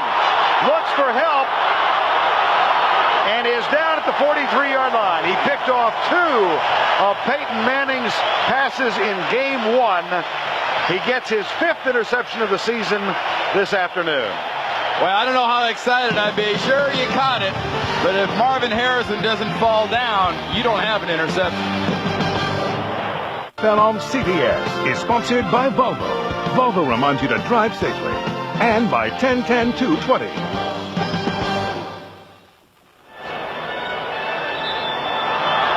Watch the feet of Marvin Harrison working against Buckley. This is on grass. That happens a lot on AstroTurf, but that sets up that interception. Buckley does a nice job of getting it and taking it back, but Peyton Manning, sometimes you just got to pick the guy's snake bit on some of these interceptions. Here's a reverse to O.J. McDuffie going right, and a pretty good job of recognition. A flag is down at the 40-yard line, and McDuffie down at the 39. But the Colts did not fall for the deception. Holding call against Miami. Holding, 86 offense, 10 yards, repeat first down. They're picking on Aronde Gadsden. Well, take another look, Randy, at this interception off Peyton Manning. Well, you know, when you look at this pass, by direction, you say, boy, that's terrible. But Marvin Harrison doesn't fall down. That's a completion. And, you know, this is not the first time it's happened to Peyton Manning. You can tell from that reaction. First down and 16 after the penalty from the spot of the foul. And this one caught by McDuffie, who is having a terrific day. Monty Montgomery with the tackle, number 34. Well, not only McDuffie, I mean, Terrell Buckley's another guy down here that's gotten a lot of heat. O.J. McDuffie's gotten a lot of heat, but Terrell Buckley now with 5 interceptions. You know, here's a guy, McDuffie, 8 catches, 126 yards and 2 touchdowns. Guy hadn't had a touchdown in 20 games. Was averaging 10 yards a catch. Now he's playing Jerry Rice. 2nd down and 7. 20-0, 3:03 to go, third quarter. Marino hands it off to Avery. John Avery down to the 30-yard line. Another Miami first down. 11-yard gain. How about the time of possession and the number of plays? That's a big story of what you do with it when you got it. I mean, they've had it for a while from the standpoint of the Colts, but they've just sort of held it while they've had it. Avery and the Dolphins, they've done some business with it when they've had it in their hands. And that's Avery's rushing stats. Remember, he's had a couple of big pass receptions, too, and runs after the catch. his high for the season in a single game, 85 yards. And that was Avery getting the handoff again. Now the Miami defense in the meantime trying to toss another shutout. They have back-to-back shutouts here against Pittsburgh and St. Louis. Then they allowed only 9 yards. They're going for their third shutout of the season, and if they get it, it would be only the third time in Dolphin history that the team has posted 3 shutouts. Happened previously in 72. Everybody remembers that team, and 78. It's funny thing is, I think around the country, if you ask to name members of the Miami Dolphins defense, once most people got past Zach Thomas, who they've heard some about, they'd be hard-pressed to name another. It's almost as big a no-name group. Here's Avery. Yeah, we're going back a generation and calling them no names again. Jason Belser makes the tackle here, number 29. Now Parmalee, Hendrick Lusk, a tight end. We haven't mentioned the fact that Ed Perry, who is normally the second tight end, is on the inactive list today. Jimmy Johnson, we're told, trying to send a message to Ed Perry that he needs to be improve his blocking. Well, Ed Perry and Lorenzo Brumell. Right, both on the inactive list. Some people send messages by telegram. He sends them by hook. Here's Marino. Got a man loose. It's O.J. McDuffie again inside the 20. You know, McDuffie has got kind of a bounce and a swagger to his game that we haven't seen out of him. He knows it's going to be a quick pass. Bernie Parmalee does a nice job of getting out and getting a piece. Tim Ruddy, the big center, 61, getting down the field with a piece of Elijah Alexander. But McDuffie is he's swaggering out there. And he's never really been a swagger guy. But right now, of course, when you're playing the way he's playing, maybe you got the right to swagger. Lamar Thomas comes on and breaks left. First down and 10. Miami with perhaps the final play of the third quarter. Avery goes left, gets a block down to the 10-yard line. Robert Blackman and Jason Belser get together for the tackle. We've reached the end of 3. That's the end of the third quarter with Miami leading Indianapolis 20-0. We will return to Pro Player Stadium right after this message and a word from your local station.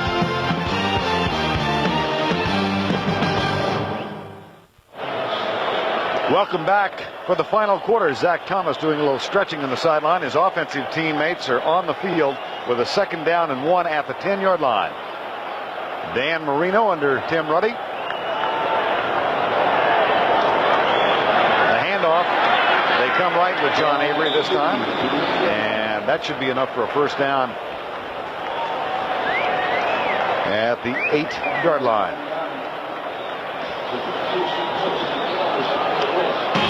Monday on CBS, not only have the critics called Everybody Loves Raymond one of the 10 best shows of the year, they've also called it one of the 100 greatest shows of all time. Catch an all-new episode of Monday night's #1 comedy tomorrow on CBS. First and goal, 20-0, as we play early in the fourth quarter of play. Miami with their 5th home game of the season, undefeated so far. Play clock winds down. Marino says, timeout. So we'll return to Miami after these messages. 14-16 remaining. Miami up 20-0 and threatening again with a first down and goal just outside the 8-yard line. Total yardage today, 337, their seasonal high in Jacksonville in a loss on a Monday night, 374. Marino, 18 of 23 so far, and 2 touchdowns. He'll hand it off to John Avery, who cuts up the gut. Touchdown, Miami Dolphins. That is his 2nd touchdown on the ground this year. He has 1 from Marino. Well, if Jimmy Johnson had any doubts as to whether or not his team could run the ball and function with Brent Smith and John Bach in the football game, questions answered. Kevin Donnelly gets a great block, Ruddy gets a nice block, and Smith and Bach do the cutoff on the backside that opens up the entire middle of that Colts defense. Olinda Mare on for the extra point. It is up and it is good. John Avery's day began with a fumble at midfield. right now, he's forgotten about that. John Avery gets the touchdown from 8 yards out. That completes an 80, for Avery, 83 yards on 14 carries and 1 touchdown. And the 3rd touchdown of the day for the Miami Dolphins. Here's the kick from Murray, taken by Bailey at the 5. Avoids a tackle at the 13, tries to get outside, and Murray makes a pass at him at the 24-yard line. 13:59 remaining in regulation. Miami rolling. They're up by 27. On CBS is sponsored by the all-new Honda Odyssey. It's one big happy minivan. Bud Light, for the great taste that won't fill you up and never let you down, make it a Bud Light. And by Nike. Just under 14 minutes remaining, and our overhead coverage today, courtesy of the Goodyear Blimp Stars and Stripes. Thanks to Captain Chambers and the entire Blimp crew for all of the shots they've given us from overhead. On a beautiful Sunday afternoon here in South Florida. First down and 10. Peyton Manning has been intercepted twice, and one hops that one in the general direction of Jerome Payton. Terrell Buckley has one of the 2 interceptions today.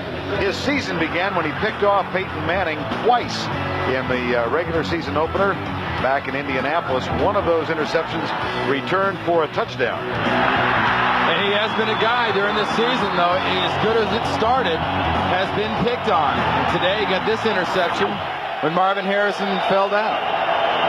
Handoff, Marshall Faulk to the 31-yard line. You know, and talking about more about Terrell Buckley is, as most guys that do fairly well or sort of like to do, is they immediately start talking to the PR guy. You have a get off to a good start, and he's there now 5 interceptions. So Harvey Green, the Dolphins PR guy, can book the fact that tomorrow morning Terrell Buckley will be in front of his desk saying, you got to get my pub up for the Pro Bowl. You know, guys, all pro, all AFC, that's fine. Guys want that free trip to Hawaii.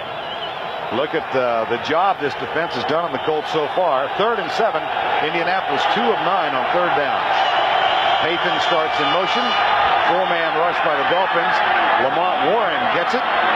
Gets by Sam Madison, but that is not going to be enough for the first down.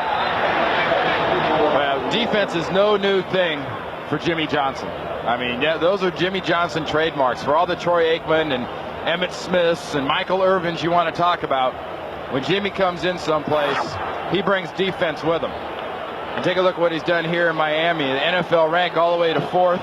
The points a game is just incredible what he's done. And also pretty impressive what he's doing with stopping the run. This defense has stopped the run. And for all this saying Jimmy wants to pound the ball and he's boring on offense, this guy knows his stuff and knows how to put a defense that can run on a football field. Well, they are close enough to get a measurement, and ooh boy.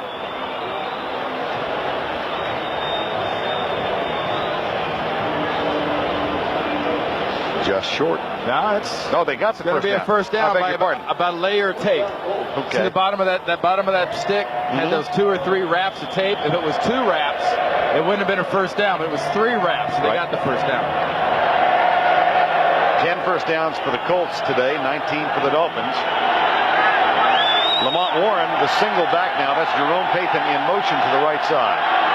Lamont Warren gets the handoff and a big hole. Tony Mandarich and Adam Meadows on the right side. Well, the first game of our doubleheader here, and of course coming up next, many of you will see Buffalo and the Jets in a very important AFC East Division encounter. San Diego and Denver out at Mile High, where we are told it is snowing, and Kansas City at Seattle. You can talk about all you want, quarterbacks and whoever, but Bill Belichick's defense for the New York Jets with that 3-0 divisional record will be the difference in that football game. Second down. Lamont Warren gets his second successive handoff, and that should be enough for the first down as Brock Marion makes the tackle. Let's go back and take a look at the AFC East standings. And there's the significant mark, the Jets undefeated in the division. Big deal. But, you know, look at that. 4 teams tied at 5 and 3. We know how the Dolphins are doing. How about New England against Atlanta at home, getting hammered earlier? Amazing. And the hammering continues in the 3rd quarter. First down and 10. Manning I think Daryl Gardner got tackled. Lamont Warren is stopped by Patrick Surtain. Well, I think it's going to be the rookie, Steve McKinney, working against Daryl Gardner with a little bit too good a grasp of his technique. Holding 76 offense. 10 yards. Repeat first down. Yeah, Steve McKinney's done a great job at left guard for the Indianapolis Colts. And how do you know a rookie's doing a good job right there? Well, you never really notice him. But look what he does here.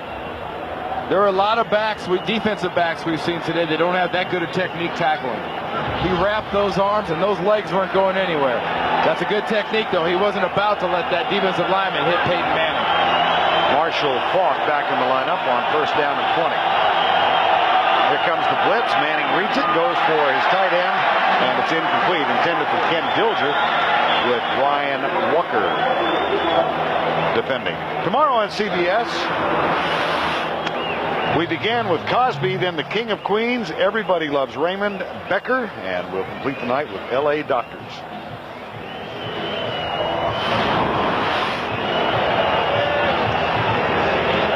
Second down and 20.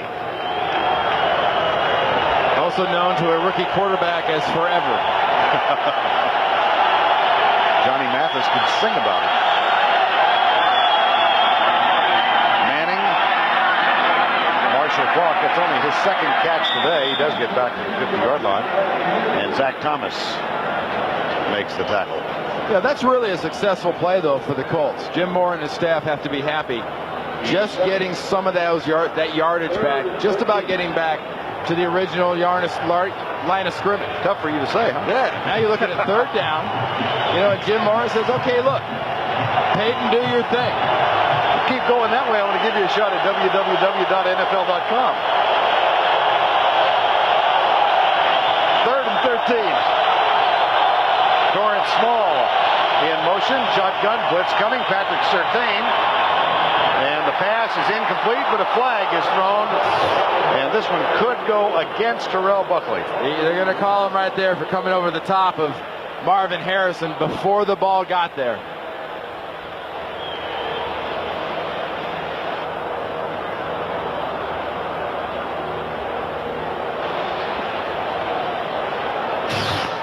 Pass interference. 27 defense. First down in Indianapolis. And it's one of the things, we've talked a lot about the good plays that Terrell Buckley has made. And when you play tight like this, and you get your hands on the receiver, and you tug, and you hold, and you come over the top, man, you're going to attract a little attention. You're going to attract a little penalty. But technique-wise, getting that arm in there to knock that ball away, that was good technique. The hold, Patrick Surtain had applied the pressure on Manning. Here's a draw play, and it's Marshall Faulk coming left inside the 30, down to the 25, and that's good for another first down, a 12-yard game. It's about now that defensive bunch. Whoops, Jay Lewinberg, the center, is down for Indianapolis. This is a pride thing right now, not only for the Colts, but also for the Dolphins defense. Marshall Faulk and the Colts don't want to be denied. They want to score, and it's been 17 quarters since somebody got a touchdown on this Miami defense. Jay Lewinberg getting medical assistance, and while that is taking place, time has been called. Back to play, Jason Johnson in center for Lewinberg. Here's the handoff left side, and Marshall Faulk gets down to the 20. Calvin Jackson with the tackle. And let's check in with Michelle Tafoya. Well, guys, a lot of discussion in Indianapolis these days about the future of Marshall Faulk. A team official told me if Faulk were to finish among the top 5 NFL running backs in rushing yardage, the final year of his contract would be voided and be a free agent at the end of this season. But at this point, that doesn't seem highly probable. So while fans would like to see him run, they'd probably also like to see him stick around. Back to you. Thanks, Michelle. Second and 7. Faulk having a good afternoon. Here's Torrance Small. But in a 27-0 game, they need a bunch. Pathan from Manning inside the 20. Jerome Pathan makes the catch. She brings up a good point, too. I mean, Michelle Tafoya talking about the contract and the yards.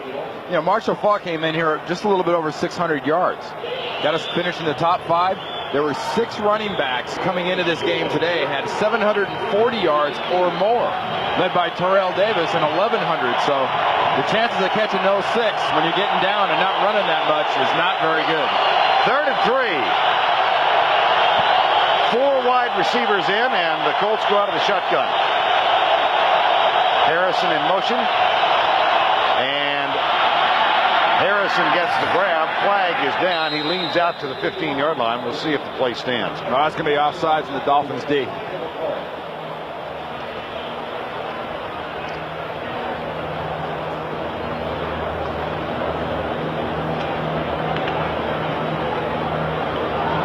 Offside, Miami.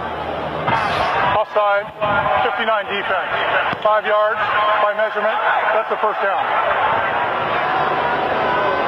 You know, there's not another player on this defense that's more proud of the shutouts and whatnot in the job than Jimmy Johnson. And very basic, watch the ball. You know, don't watch the quarterback. Don't look at the defensive lineman. No reason to jump off sides in that situation. First down at the 13-yard line. Patrick Surtain, who played high school ball against Peyton Manning in New Orleans when he was a quarterback. Number 23. Here's Manning back looking left. Settles for Dilger, and Surtain is going to be called for a penalty, I do believe. Patrick Surtain, high school quarterback at Carr High School, while Peyton Manning was at Newman in New Orleans. And Surtain drawing the praise of Jimmy Johnson in a conversation we had with Jimmy on Friday. But this one will go against the rookie from Mississippi State, or Southern Miss.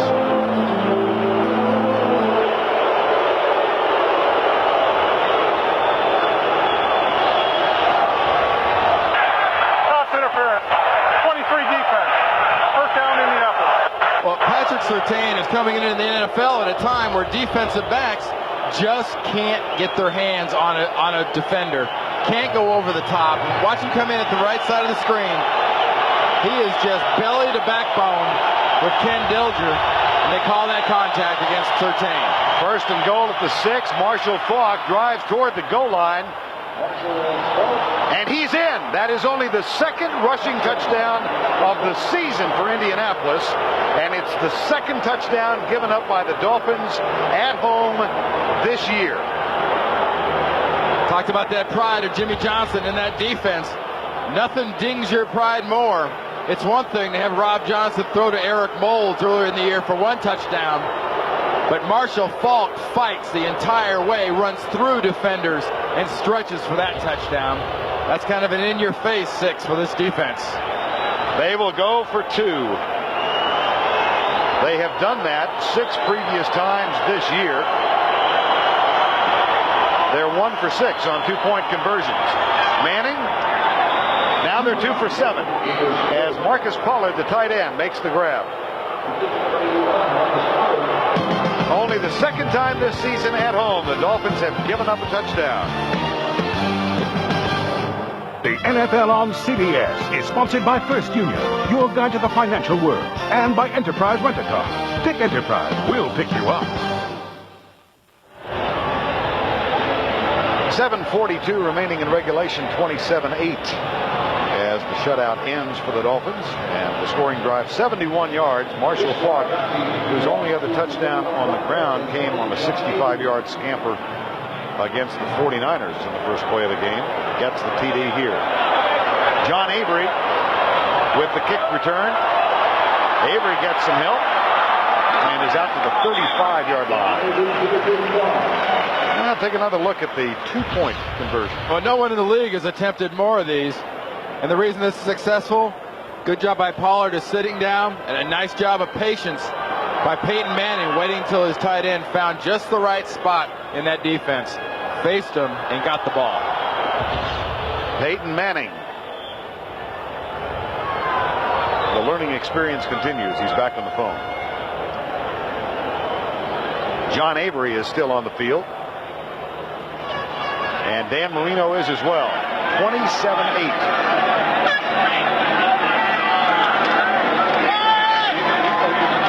Avery gets 3 at left guard. Next Saturday, NASDAQ Amex College Football puts on regional matchups. Many of you will see Notre Dame against Navy. What a thrilling victory Notre Dame had yesterday. Others will see a terrific matchup. Arkansas against Tennessee. That's next Saturday, 3:30 Eastern Time. NASDAQ Amex College Football. I'll tell you, I can't wait, though, to see that game after ours. That Buffalo Jets game. Anytime you get a late game in New York like that, the way it's going to be kind of dark, the weather will be kind of Should be windy. Right? It'll be windy. It'll be kind of cold. Second down here. Well, of course, the Dolphins, assuming victory here, will keep their share of first place in the AFC East. And Buffalo and the Jets will be the featured game in the second game of our doubleheader. That one takes place at Giant Stadium as soon as this one's in the books. And out in Denver, San Diego visits the Broncos as they try and win their 9th of the season. And Kansas City against Seattle in a really significant game for both teams. Somebody's in a serious problem out there, that Kansas City-Seattle game, because whoever loses that game is just going to get dumped on, because they're going to be 4-5 and in a bad way. I know Marcus Allen insisted they were going to win that game, Kansas City, in the pregame show, but Brent Jones said, no way, they go 4-5. Marino goes left side, and a flag is going to be thrown on Rico Clark.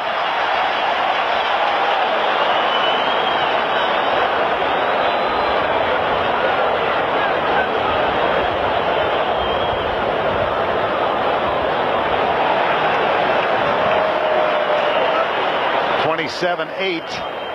Here's Ron Boyd. 27 defense. First down, Miami. 6:36 remaining in regulation in this one. Yeah, there's certain years and certain situations as a football coach, I'm sure Jim Mora would tell you, that things don't seem to go your way. And look at Rico Clark just hand fighting. There's no way of telling me that Rico Clark is pushing Gadsden worse than Gadsden's pushing Rico Clark. He just happens to find the bad side of that call. 16-yard penalty, 27-8 with 6:36 to go. Avery has a career high of 87 yards, looking for his first 100-yard game as a professional. Will not get it on that carry. Michael Barber, number 53, who has replaced longtime Colt stalwart Jeff Herod at the middle. And Herod has announced that this will be his last year on the inactive list today. Michael Barber, another of those newly acquired Colt defenders. Second down and 7. There's a lot of them, too. You're talking about linebackers and defensive line. And we talked about earlier in the game, guys in different spots. Whether it's Elijah Alexander coming back from injury, Barber replacing Herod up front of the off defensive line, Ellis Johnson, a defensive tackle, playing at defensive end, trying to find the right combination. Marino will throw, gets a little pressure from the backside, and the pass behind O.J. McDuffie and incomplete.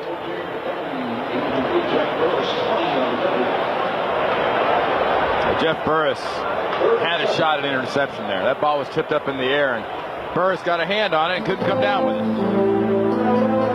5:50 to go in regulation. Third down and 7.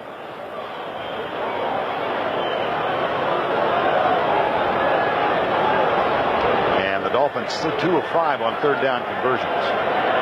27-8. Miami about to go 6-3. Here comes a blitz. Marino goes deep for Lamar Thomas. Incomplete, no flag. Uncatchable. Yeah. See the motion by the official on the side with the arm moving up over the top of his head. That means the ball was uncatchable, so the contact did not count. What you have to watch is where the ball isn't. Is there contact? Yes. Is there a lot of contact here? Yes. But there's no way that ball coming in way over the top could have ever been caught. So that brings up fourth down, and Wilmsmeyer is on to punt. Aaron Bailey waits for it at the 10-yard line. With 5:40 to go in the game. This one bounces at the 20-yard line and is down at the 19. That was rather poor. Kind of a dink. Yes, it was. Well, there's a brand new movie out starring Adam Sandler, but featuring bit parts from Jimmy Johnson and a friend. Hey. You know, Red's got a couple of solid early rounders out there. I know, but I really wanted to scout that water boy. It reminds me of Greg Voigt. Nah, Zach Thomas. Whatever. They caught Cowher in his mid-beard stage. Right. First down and 10. Manning back. Left side. Falk slips, tackled at the 23-yard line. And Tom Myslinski is in there and came over with a little aggressiveness. Some of the Dolphins thought it it's not all bad. Post play. Yeah, you're right. Nothing says only defenders can fly around and act like idiots. Second down, Manning back. Across the middle, caught by Torrance Small, number 87. But that'll bring up a third down as we get under the 5-minute mark. Now, there's not much panic here. This is not a hurry-up offense. This is more just a fast motion offense. That one short. Fought. Out to the 32-yard line. And it's going to bring up fourth down. Now we're told from the Miami bench that Robert Jones has an injured triceps and will not return to the game. It's a torn triceps. His is sprained that caused Richmond Webb the surgery. 6 to 8 weeks on the bench. McDuffie and Terrell Buckley are back. Buckley going left. Good block.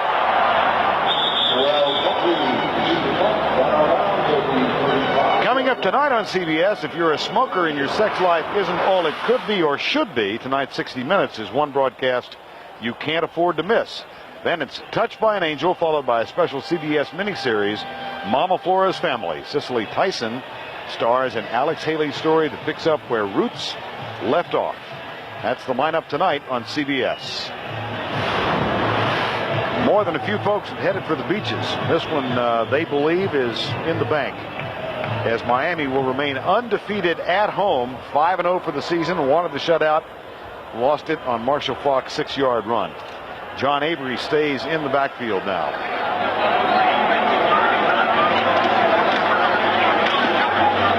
And the handoff from Dan Marino to John Avery out across the 35 to the 37. Avery right now is concentrating on the fact that he'd like to have a 100-yard rushing game.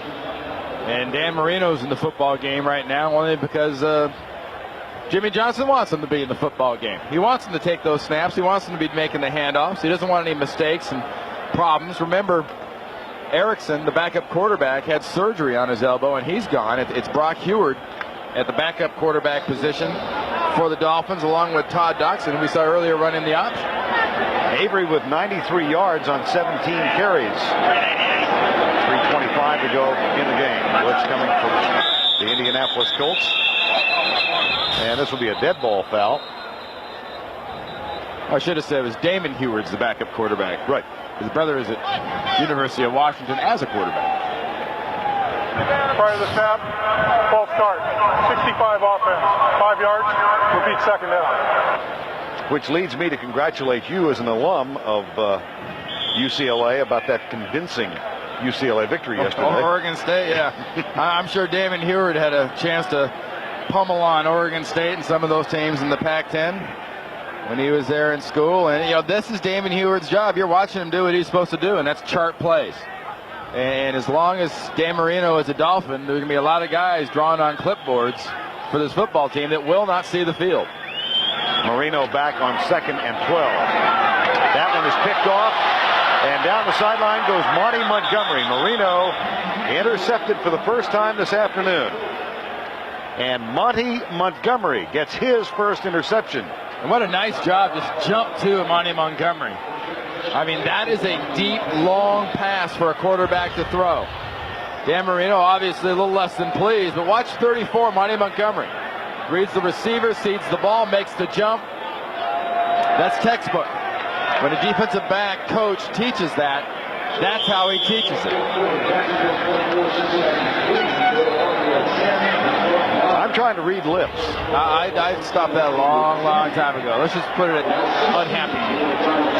And I don't think it himself. Hey, you know, that age, Dan Marino has lost lost no fire and competitiveness, and that shows a lot of it. Here's Lamont Warren, who dances into the secondary to the 15-yard line. And we have 3:10 remaining in regulation. 3:10, 27-8. Dan Marino throws an interception. It looks like he's about to chew a bucket of nails.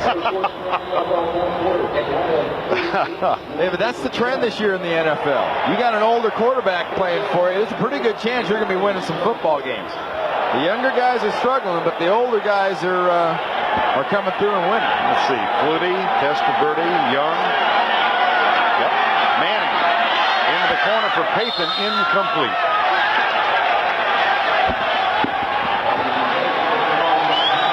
Brock Marion and Sam Madison defending. That's what I was talking about right here. Look at this. 34 years or older, 72%. 25 years or younger, you better get a good defense. A lot of that is born out of the defenses we're seeing. We're seeing so many quick, aggressive, tough defenses. It's hard for the Peyton Mannings, when things are moving 100 miles an hour to solve it. Peyton told us last night, Marino thinks they're moving at 10 miles an hour. That's why he does it so good.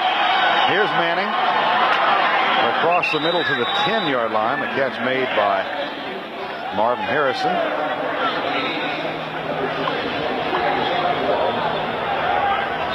.225 to go in regulation. Timeout call by the Indianapolis Colts. That's the first of their 3. Yeah, these type of situations will pay off for Jim Moore and his football team down the road. And Danny Marino has had a wonderful day with some great numbers. But Jim Morrow's football team has been in some tough spots today. They've gotten down. But here in the second half, they've come back. They've scored a touchdown on a tough defense. They've gotten their 2-point conversion. Now they've gotten an interception. And they're doing good in good situations. I'm not trying to say it's a good football team because he says they're not very good, so why should I say it? And they're not very good as a team so far this year. But they have potential in spots.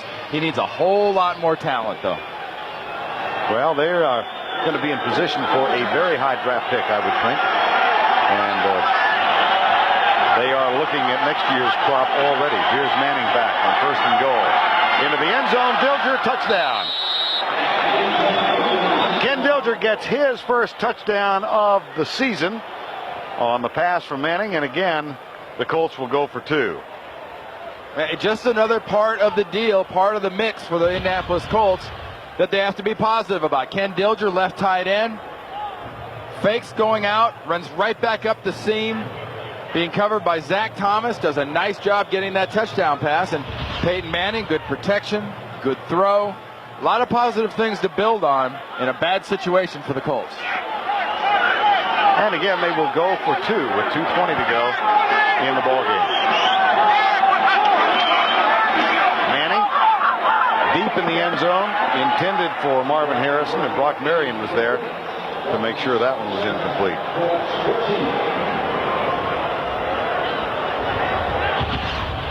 Ken Dilger has been a piece of the puzzle here for the Colts that has not been featured that much. An awful lot of passes have been thrown to Pollard instead of Dilger, but Dilger is just in this case in the perfect spot after a nice move and lucky enough to get one-on-one coverage by Zach Thomas, who's one of the better run defenders in the league, but that's why you want to get one-on-one with a tight end like Ken Dilger.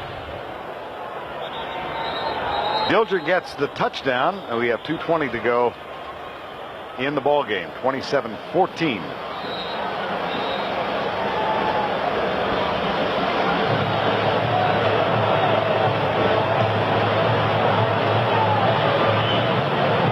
Indianapolis back on the field. They go back home to take on the Jets next week and then have road trips 3 in a row at Buffalo, at Baltimore, at Atlanta. So the task not any easier for Jim Mora's bunch. Got a hands team on the field right now for Miami, anticipating the onside kick. Yeah, it doesn't get much easier for Jim Mora, but we're talking about a classic trap game for the Jets after that big one this afternoon against Buffalo. Then you play the Colts. That's got a letdown written all over it. Now you want to get this thing either to pooch it down or 3 bounces and up. It's loose. And it appears that Miami recovered. Yes, they did. So the Dolphins cover the kickoff. 2:14 to go in the ball game. When a kicker kicks the ball on an onside kick like that, he wants to get up, he wants to hit it, and he's looking for a couple bounces, then a big spring up into the air. It never really gets a chance to spring up into the air because it goes off of Lamar Thomas's leg. And the Colts have all the shots they're really going to get trying to get this one. With the ball, as long as that thing hangs out there, the Colts still can't get at it. Brian Walker recovered. And a first down and 10. Sam Madison limping as he comes to the near side. First and 10, Miami. Avery getting the majority of the work here in the second half. And he's down to the 34-yard line. Monty Montgomery and Michael Barber make the stop. And the Colts call timeout. That's their second. They've got one left. Well, 1972, the most memorable season in the history of this organization, and one of the most memorable in the history of the league, as the Miami Dolphins went 17-0, winning the World Championship and the Super Bowl. And of course, the Denver Broncos unblemished so far this year. Mike Shanahan making no secret of the fact that his goal is to have them win every game this year. Well, he's also made no secret of the fact that, undefeated is nice, but he wants another Super Bowl ring. It'd be great to be undefeated, but you got to remember too, 17-0 is no big deal. You can break that record and not get a Super Bowl ring. That's right. So the important thing is to win that last game right here in Pro Player Stadium next January. Second and 6. Avery will get the handoff again and run into Elijah Alexander, number 50. And we have reached the 2-minute warning in Miami.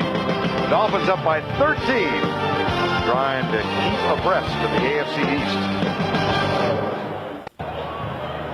There's a look that reminds you of the Tuesday election, the governor of Minnesota. That's Shane Burton in this case, though. I'm not sure what the purpose of it all is. Well, whatever the purpose is, it isn't working. It's kind of like a lot of the things that the Colts defense did earlier in the game against Miami's offense that just had the whole thing going on. 3rd and 3. And John Avery gets the handoff, comes right. Over 100 yards now. That's his 20th carry. And he has cracked 100 for the first time in his professional career. 101 officially for the young man from Asheville, North Carolina, who played collegiately at Mississippi State. That was Indianapolis' last time out. And John Avery is going to be a guy that, as this year wears on, will get more and more playing time, and Jabbar will become more and more of a mentor and a coach. Now, we talked a little bit about what awaits Indianapolis. Here's what the Miami Dolphins have in their future: at Carolina next Sunday, and then November 23rd at New England. They get New Orleans at home. How about that last month? Yes. December. Winning record, undefeated, and at Atlanta, and they're just pummeling 38-10 right now over New England. You don't think there'll be much buildup for Denver-Miami, do you? Oh, not at all. Atlanta continues to pummel New England by 28 points. Here's Avery on 4th and 2. Didn't get it. Colts get the ball back with 1:49 remaining in this one. Jason Belser, number 29, made the tackle. And we look at that schedule and everything else that's gone on. You also have to pay attention to the interdivisional games. But because of the whole deal that goes on, the Jets are 3-0 in the division. They're playing today against Buffalo. This is another win for Jimmy Johnson's Dolphins. That's going to be the tiebreaker. That's one you have to pay attention to. Got to be careful if you've got 100 that you don't go back underneath. He lost a yard. He's now at 100. Ah, poor baby. Here goes Manning back to throw.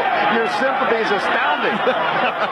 Torrance Small has the ball out to the 49-yard line at the 18. I remember a running back for Green Bay who had a bonus clause. Yeah, remember? Had a 1,000-yard bonus clause, and in the last carry of the season, he lost 4 yards. Here's Torrance Small again. Brian Walker makes the tackle, number 45. Colts are out of timeouts, so they will fall to 1-8, and the Miami Dolphins undefeated at home. This will be their 5th in a row at home, And they will go to 6-3. The one road victory they had was at Indianapolis. Torrance Small with another catch. But Peyton Manning and this offense have so many spots to get better in. You know, people will keep getting after Peyton Manning. They're going to keep seeing the blitz, which means Peyton Manning has to stay in the shotgun more, which means he has to get more used to being in the shotgun. He says, under the center, I take the snap, I see the defense the whole way. I get in the shotgun, I got to take my eyes off the defense to look at the ball. 3rd and 1. That one is tipped and caught by Jerome Pathan. And that will be a first down at the 35-yard line. Well, Buffalo and the Jets coming up next. Here's the hurry-up offense now for the Colts. Most of you will see that one. And this one thrown away right side. Marvin Harrison was in the neighborhood, but barely. Dolphins with 207 passing. They seem to have been stuck on that number for most of the second half. But that's some balance at the bottom there. Right. 155 rushing, 207 passing. And honestly, against this Colts defense, averaging 4.7 a crack, Dan Marino's offense should get 155 rushing. And suddenly right now, 207 yards passing for Dan Marino. And you're saying, gee, what a great day. Used to be a good half. Manning finds his receiver Harrison with another first down. That's a 12-yard pickup. And he got out of bounds. The clock stopped at 42 seconds. It'll be interesting as this season wears down, how Dan Marino handles his situation. He's got another year left on his contract. Right. He could play here through the 99 year. Or does he want to? It's a story. It's a question he's going to get awful tired of in the second half of the year, because he's going to have to hear it a lot. Manning pumps once, goes deep, and he and Pathan not together on the route, and the ball overthrown in the end zone. Jason Taylor applying the pressure on Peyton Manning. Well, Bill Polian's the general manager at Indianapolis, and he's got the right idea. He's got a big physical offensive line that's also young in front of Peyton Manning. Talked about him being able to draft early. You know, Jimmy's done a great job of drafting defense. Jim Mora is a defensive guy, and so is Bill Polian.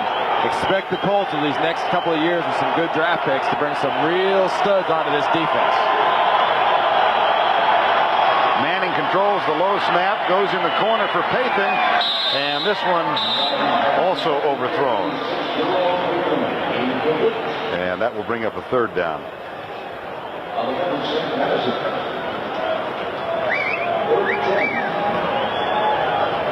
Remember what I talked about as far as the Peyton Manning under the center, can see the whole defense. Look at him, he has to stare at the ball and can't look up. He almost drops that ball because he's looking down at the ball at first and looks up to get kind of a glimpse at the defense. It's one of the little things, one of the differences between a Peyton Manning in his first year and a Marino in his 16th. Dan knows where everybody is. 3rd down. 4th down. Patrick Surtain defending that time. And it'll be 4th down and 10 with 23 seconds remaining. I mentioned a while ago that these two, he and Manning, played against each other in high school. Patrick Surtain, a high school quarterback. Actually, their relationship, their friendship goes back to the 9th grade. Both remembering that Patrick Surtain was a terrific basketball player. And Peyton was a really good quarterback. Right. 4th down and 10. Manning, the end zone, incomplete. Torrance Small went way up on the trampoline, couldn't make the grab.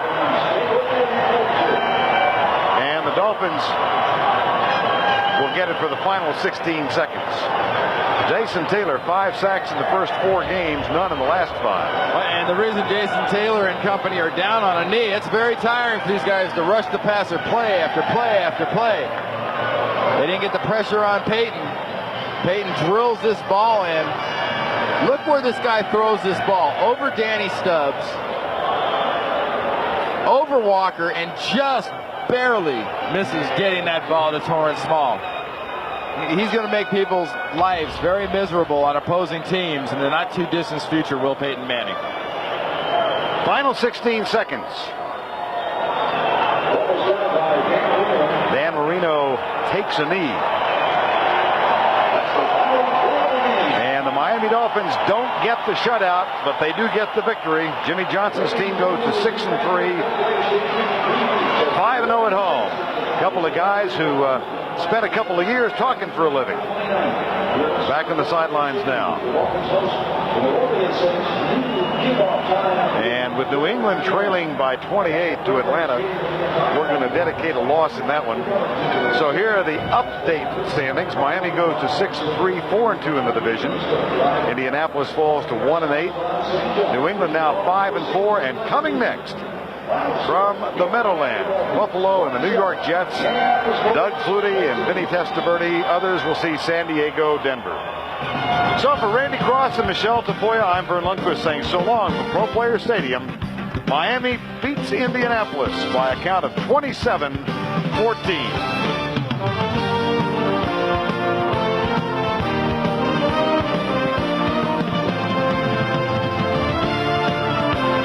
27-14 Dolphins.